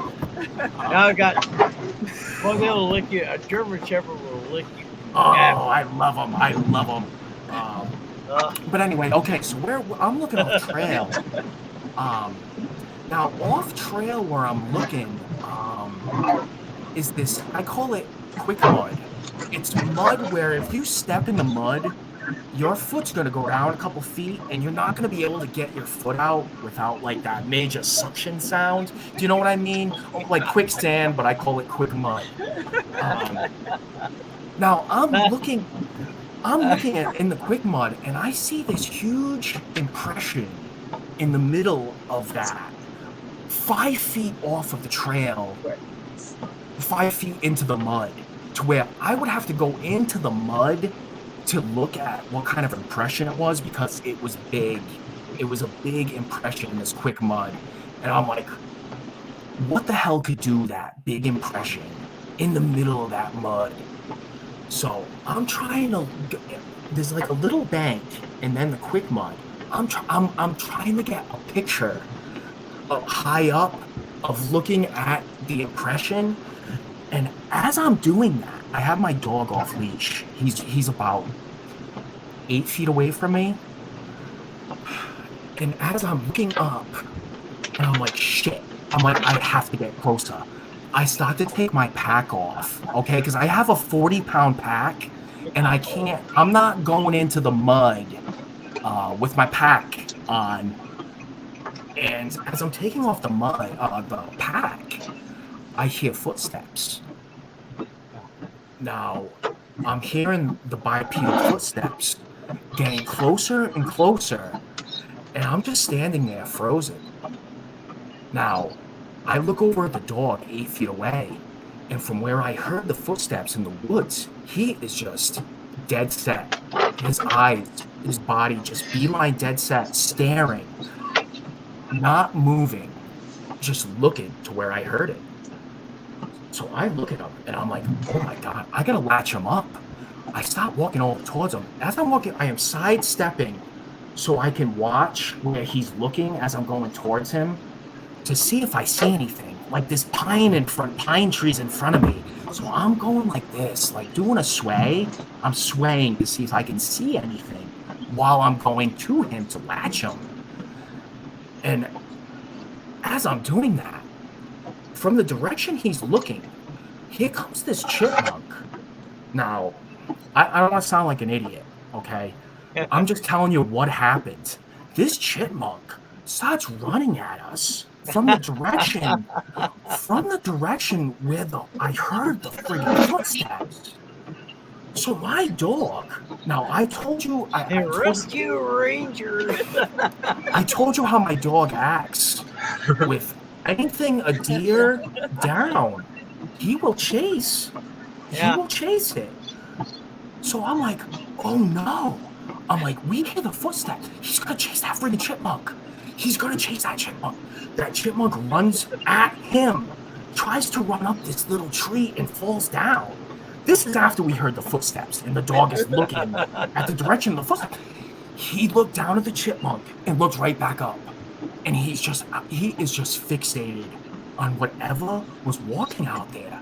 He didn't give a shit about the chipmunk. Oh, wow. I was so scared to where I latch him. And I'm like, I do that to him, like, to get his attention. And he looked at me and looks back real quick. And I'm like, he's fixed on something. Something is there. Like, I heard the steps. And I'm like, it's not a hiker. It's not a hiker in this weather. Off trail, 5 miles from the road. And I didn't know what to do. So that feeling, it's a feeling I've talked about with Alex, because it's happened with him. That feeling of being watched. Oh yeah. My neck hair was standing straight up. I'm getting the goosebumps, and the blood is just rushing to my head, and I'm like, oh my God. I'm like, I started to feel fear. I was getting scared. Like I don't carry a weapon. I was scared. Even if I had a weapon, I'd still be scared. I was extra scared. So I'm just... So you know there's a cartoon out there called Dumbass Gets Killed. There is. Maybe I'll learn to carry gets killed. after I'm dead. I'll learn to carry. But no. Anyway, but when that happened, I latched him up, and that feeling of being watched, and that feeling happened for 20 minutes. 20 minutes. I kept walking, and I kept looking back because of that feeling of someone watching you. Yeah. I didn't want to panic, and start running in the rain, and I hurried up as fast as I could. I could not wait to get back to that main trail to where I'm closer to civilization. I didn't feel safe for so long until I saw another person when I'm at the beginning of the trailhead. It was an hour. I just had that feeling of just unease, that 15, 20 minutes of walking with the constantly just looking behind me and just, I'm like, something, like, Chewie saw something. He saw something. And for him not to chase that squirrel and to just fixate on where I heard those footsteps just blew my mind because of how he acted when we saw the moose not wanting to move. Just knowing the reaction of my dog through all the hikes we've been on. I don't want people to think, oh, this guy goes on a few hikes and something happens. I've been on so many hikes, We to totally where understand. We totally know, bro. I've had two things happen in all of my hikes. You know what I mean? And it happened in an 8-day span. I've had two things like that happen in the same area. That's what sucks about this whole Bigfoot thing, especially with dogs. We have very little to show you, but what we have to show you is important. Yes. It really is. It is. I think that she cackled up last year. Well, she's laying down now sleeping. She's finally got her. She's a beauty. On the camera. But oh my God! But we went up with my friend Grant Sill and I took that off. Anyway, we went up to up here on Mount St. Helens, a little bit past the horse camp. My friend Grant's daughter, she was 14 at the time, started whooping, and she was doing she's a girl. She's just a 14-year-old girl. She's doing the whoop, whoop. It was coming from the ridge. Whoop, whoop. This went on 5 times. And her cackle went straight up. And then by the time that Brooke had gone to bed and all that stuff, it was just me and Grant, my friend. And I was still cooking. All right, I was cooking a lot of shit. But so we're standing there talking as we're eating ribs, and all of a sudden we hear this, whoop, whoop, and then Sibylla just totally cackled up, and then that was it. What do you do? What do you do? Like, we kept eating. I had a 44 Magnum on my side. Exactly. He had his thing on his side. And if I was we just kept eating the ribs. Yeah, and for me, if I was Bren, I'd be afraid for my daughter. Like, just like me that night in the tent, I was afraid for my family if I made a movement or opened. I don't know if I could have opened up the tent because I was so. I don't know if it was infrasound or if it was just the power of the vocals that vibrated me. People say infrasound. I don't know. I just can tell you what happened and how I felt afterwards. And I couldn't move. Whether it was the fear or the infrasound or both. I couldn't move. And nothing was better than seeing that daylight come and those birds chirping. It was just a relief. Wow. It's so much like what happened to me. I couldn't wait for daylight. I couldn't wait for the birds. Yeah. And I didn't tell my son until last year what happened. The one that was in the tent. He's 23, 24 now. I just told him last year what happened. And he believes me. He's like, oh my God, why didn't you wake us up? I said, Austin, because I didn't know what the hell happened. I didn't know what it was at the time, man. I'm telling you now that I know, and you're older, that, something happened. Thank God that both of our boys were raised knowing about Sasquatch. In the areas we went to camping when they were little, they knew that this was Sasquatch throwing big rocks into the drink and making all that noise, and then the coyotes and stuff. So we were lucky to have that with them. to start Yeah, off with. I mean, They weren't scared out of their minds. I'm glad that encounter. It's the exact opposite up here. It's the opposite up here. He's right. It's just you look like people think you're a nut or they laugh at you, Yeah. and I don't want to be laughed at. Right. I don't need that. I'm not gaining anything from this. It You happened. think to you me. got nothing to gain? I'm old There's now. nothing. I'm old Exactly. now. All right. What I like is I like telling my story on shows, because if that has happened to someone else or a similar thing, and they want to reach out to me, I would love to talk to them. And I've made good friends like Evan. Like, we can talk for hours because we've had similar experiences. It's a bond. A lot of people that have had these encounters, you really form a bond between other people. I believe that. And it's I'm so fortunate that And I definitely think it's upon the generations as well. Yeah. You're right. You're right. And hopefully with all the new technology that's out and the stuff that Pine Island Research is doing with high check, who knows? I like what that guy's doing now. Pine Island Research. Yeah, I hope. I mean, the ideas he has and where he's going, it's great. I love listening to it. I love it. It's great. So, I can't wait to get out there and do some investigating with New Hampshire Sasquatch, because of everything that's happened to me, from just being a hiker to having stuff happen to where now I'm getting into wanting to do research and get my information out there. Hey, Brian, don't trust that guy. He's from New Hampshire. Hey, live free or die here, man. So. Yeah, the thing is, we'd be saying that exact stuff about Brian right now with the Flatlanders. Because he's down Rhode Island. Yeah, we don't like those kinds. He's Massachusetts' little cousin. Yeah. You know, it's so funny because being from New Hampshire, we have all the leaf peepers. We have the people from New York, like lower New York. We got the massholes. And, lo and behold, I found out from Brian that they hate massholes just as much as we do. Oh, yeah, we do. We do. Yeah.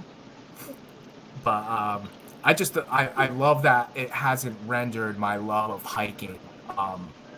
What's happened to me, I'm not going to let it affect my love for the mountains and for hiking and being out there with my dog. I'm not going to let it bother me. Like, right. I really don't think these things around here to harm us. I don't either. You would hear, especially up in the Northeast, you hear that stuff down in Texas and Florida. It's very few. Up here, you don't hear those bluff charges or those nasty encounters where someone's getting, pushed out of the woods. We had a bluff charge for her and I. So. Wow. Yes, I know, and I've listened to your story that Brent did for you guys, which I thought he did a really great job, and I'm glad it's on your channel. And Brent. Oh, yeah, Brent is one of the best. Yes, I love that kid, man. I tell you what, Brent has been a solid friend of mine. He's been there from the beginning. So, and he always has great questions, and he's not afraid to say the tough questions. He'll just tell you. He'll say flat out how it is. Yeah, he really makes you think. You put your dukes up because you want to start fucking with mouth with Brent. With Brent. But no, I like people like that like that. This no is bullshit. one of those guys that I love him like no other. I have camped with him, and I've had him and his girlfriend in my camp, and so I'm very happy. We're gonna close this down. Yeah. We're already at 204,000 minutes. Only an hour and a half for me since I was a little late. But listen, I really want to thank you, New Hampshire Sasquatch, for stepping Yeah, in, thanks, Evan. Yeah, thank you. waiting. And Evan is that, and I'm very grateful to you. Yeah, no problem. And I would like to have you as a guest in the Evan, future. I tell you, Evan is a very well-spoken young man, Oh, and he is. I have grown a great friendship with him over the phone Yeah. and talking Well, about that's- stuff. And I and everyone who Yeah, has exactly. I Instagram, mean, people don't know that I'm so young. yeah, he's very for his age, he is a very well-spoken guy, and he has a lot of information. And So how old are you? How old are you, Evan? Because I'm 60. I just turned 23. Oh, fucking hell. Yeah, he's my son's age, so it's like Sorry with the mouth. Sorry. Well, look. Will you be a guest on our show here in the future? Well, no, I'm just thinking. I really enjoyed your Absolutely. company tonight. he And has Brian, yeah. Look, who would you have to support you before you come on? This guy. So I'm not happy about that. Yeah, Evan's one of the first guys that actually reached out to me. Well, he was texting. Yeah, Instagram. He's on Instagram, and through Instagram, he was one of the first people I ever talked about with it in general. And it's just great. So anyone out in chat that is on Instagram, go to New Hampshire Sasquatch and check out his page. If you want to learn about, encounters over here and on the other side, in the Northeast, it's very well put together. And he has Bigfoot Impressions, is it, Evan, that does drawings for you or something? Yeah, Bigfoot Impressions. Yeah, he's very, very skilled with drawing hominids. All right. And before we go any further, yeah, we could keep going. Before we go any further, you're not talking about a Bigfoot fucking drew you a picture, right?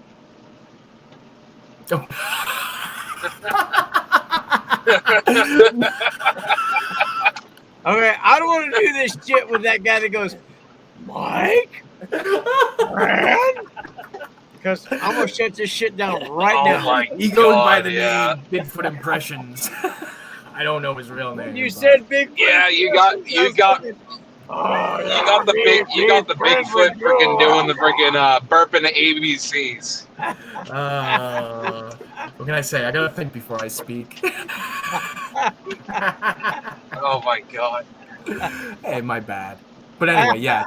Check out Evan. Yeah, when Brian and I are usually talking, we have to keep ourselves on a leash, that's for sure. Especially when we're on a podcast or something like that. But when me and him are just talking on the phone, he hears me swearing at freaking people while I'm driving down the road, and I think once or twice I yelled out the window at someone for cutting me off. Peace for that, man. I'm telling you. But I just wanted to double check. So I want you as a guest, New Hampshire Sasquatch, very soon. Absolutely. And I want you to come on again, and maybe when I have New Hampshire Sasquatch, Brian, if you wouldn't mind being our guest host. Oh, absolutely! I would love it. I would love to talk with both of you and some of the things that me and Evan have talked about going on in the Northeast and what we want to do going forward up here. And Brian and I are going to be working.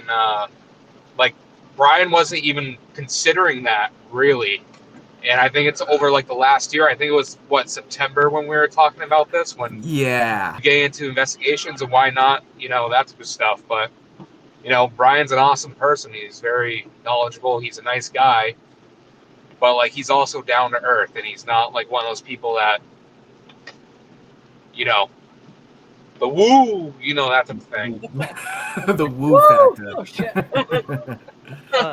Yeah, that's something. So what I'd like to have is, if you wouldn't mind, if I have my good friend from Western New York, Bigfoot, Joe Schneider, come on. Oh, I'd yeah. like to have all you guys together.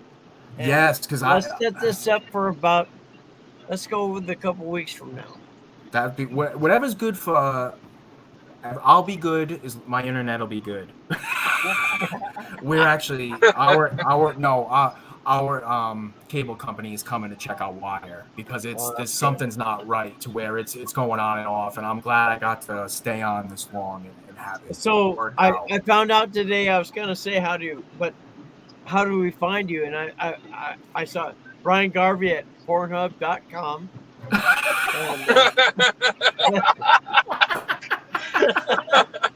Oh, is that right? That was another life.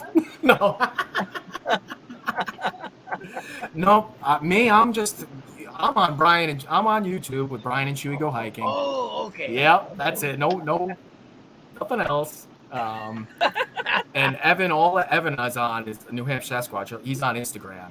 He's got to get a YouTube channel going though soon. You got to New Hampshire. Yeah. I'm planning to. Yeah, Evan, what you do on Instagram? I'm having.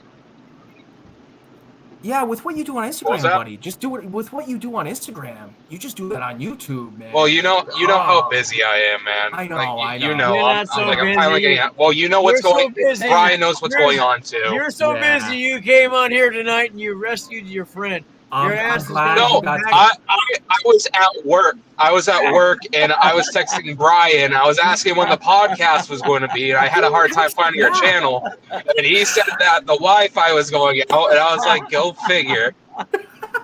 Well, I'll tell you what, you're going to remember New Hampshire Sasquatch is a superhero, all right? He is now known as a superhero. Yeah. No, he's super a good guy. He'll have that instead of a Superman. Hey, I'm just a guy that drinks one beer at a time. All right. Well, I appreciate. Thank you, Mrs. Barbecue and Mr. Barbecue. Oh, thanks for being here. Thank you, Great. Mrs. Barbecue, for the comments on my channel. It's very nice. I appreciate it. You're very welcome. I love watching them. Oh, thanks. Freaks me out when Chewie goes to the edge. I know. It freaks me out too, but it's good footage. She says literally, she goes, "That's just like Sibylla." Yep. She does the same thing. This time I yell, I'm like, Chewie! Yeah. Get away from there. You know, when she was younger, Sibylla was younger, and I have to grab her, and I'm like, no. Oh, that's funny. She's always been a huge German Shepherd. Her parents were Russian bred, so they were. When she was like 7 months old, she was 109 pounds. Wow. But now that she's six, she's about 95. Chewie's just turned 6 too, so that's funny. Crazy. Yeah. If only lesbians could breed. He's a boy. No, wait. He's a boy. I didn't mean anything offensive. I did not. Can't my take God. him anywhere. Whoopi Goldberg, please forgive me. Oh my God. For my view. We gotta end the show. Yeah, we're going to get in trouble here. Thanks, guys. Good Yeah, night. thank you everyone for listening. Bigfoot, nobody loves you. Hell, nobody even likes you. It is because you are of a lower class. If this is you in your picture, okay, you do look a little bit tough. But I know an old boy from Yakov makes you look like a powder puff. We can fight tonight at my house if you think you're man enough. But $100 says you don't show up.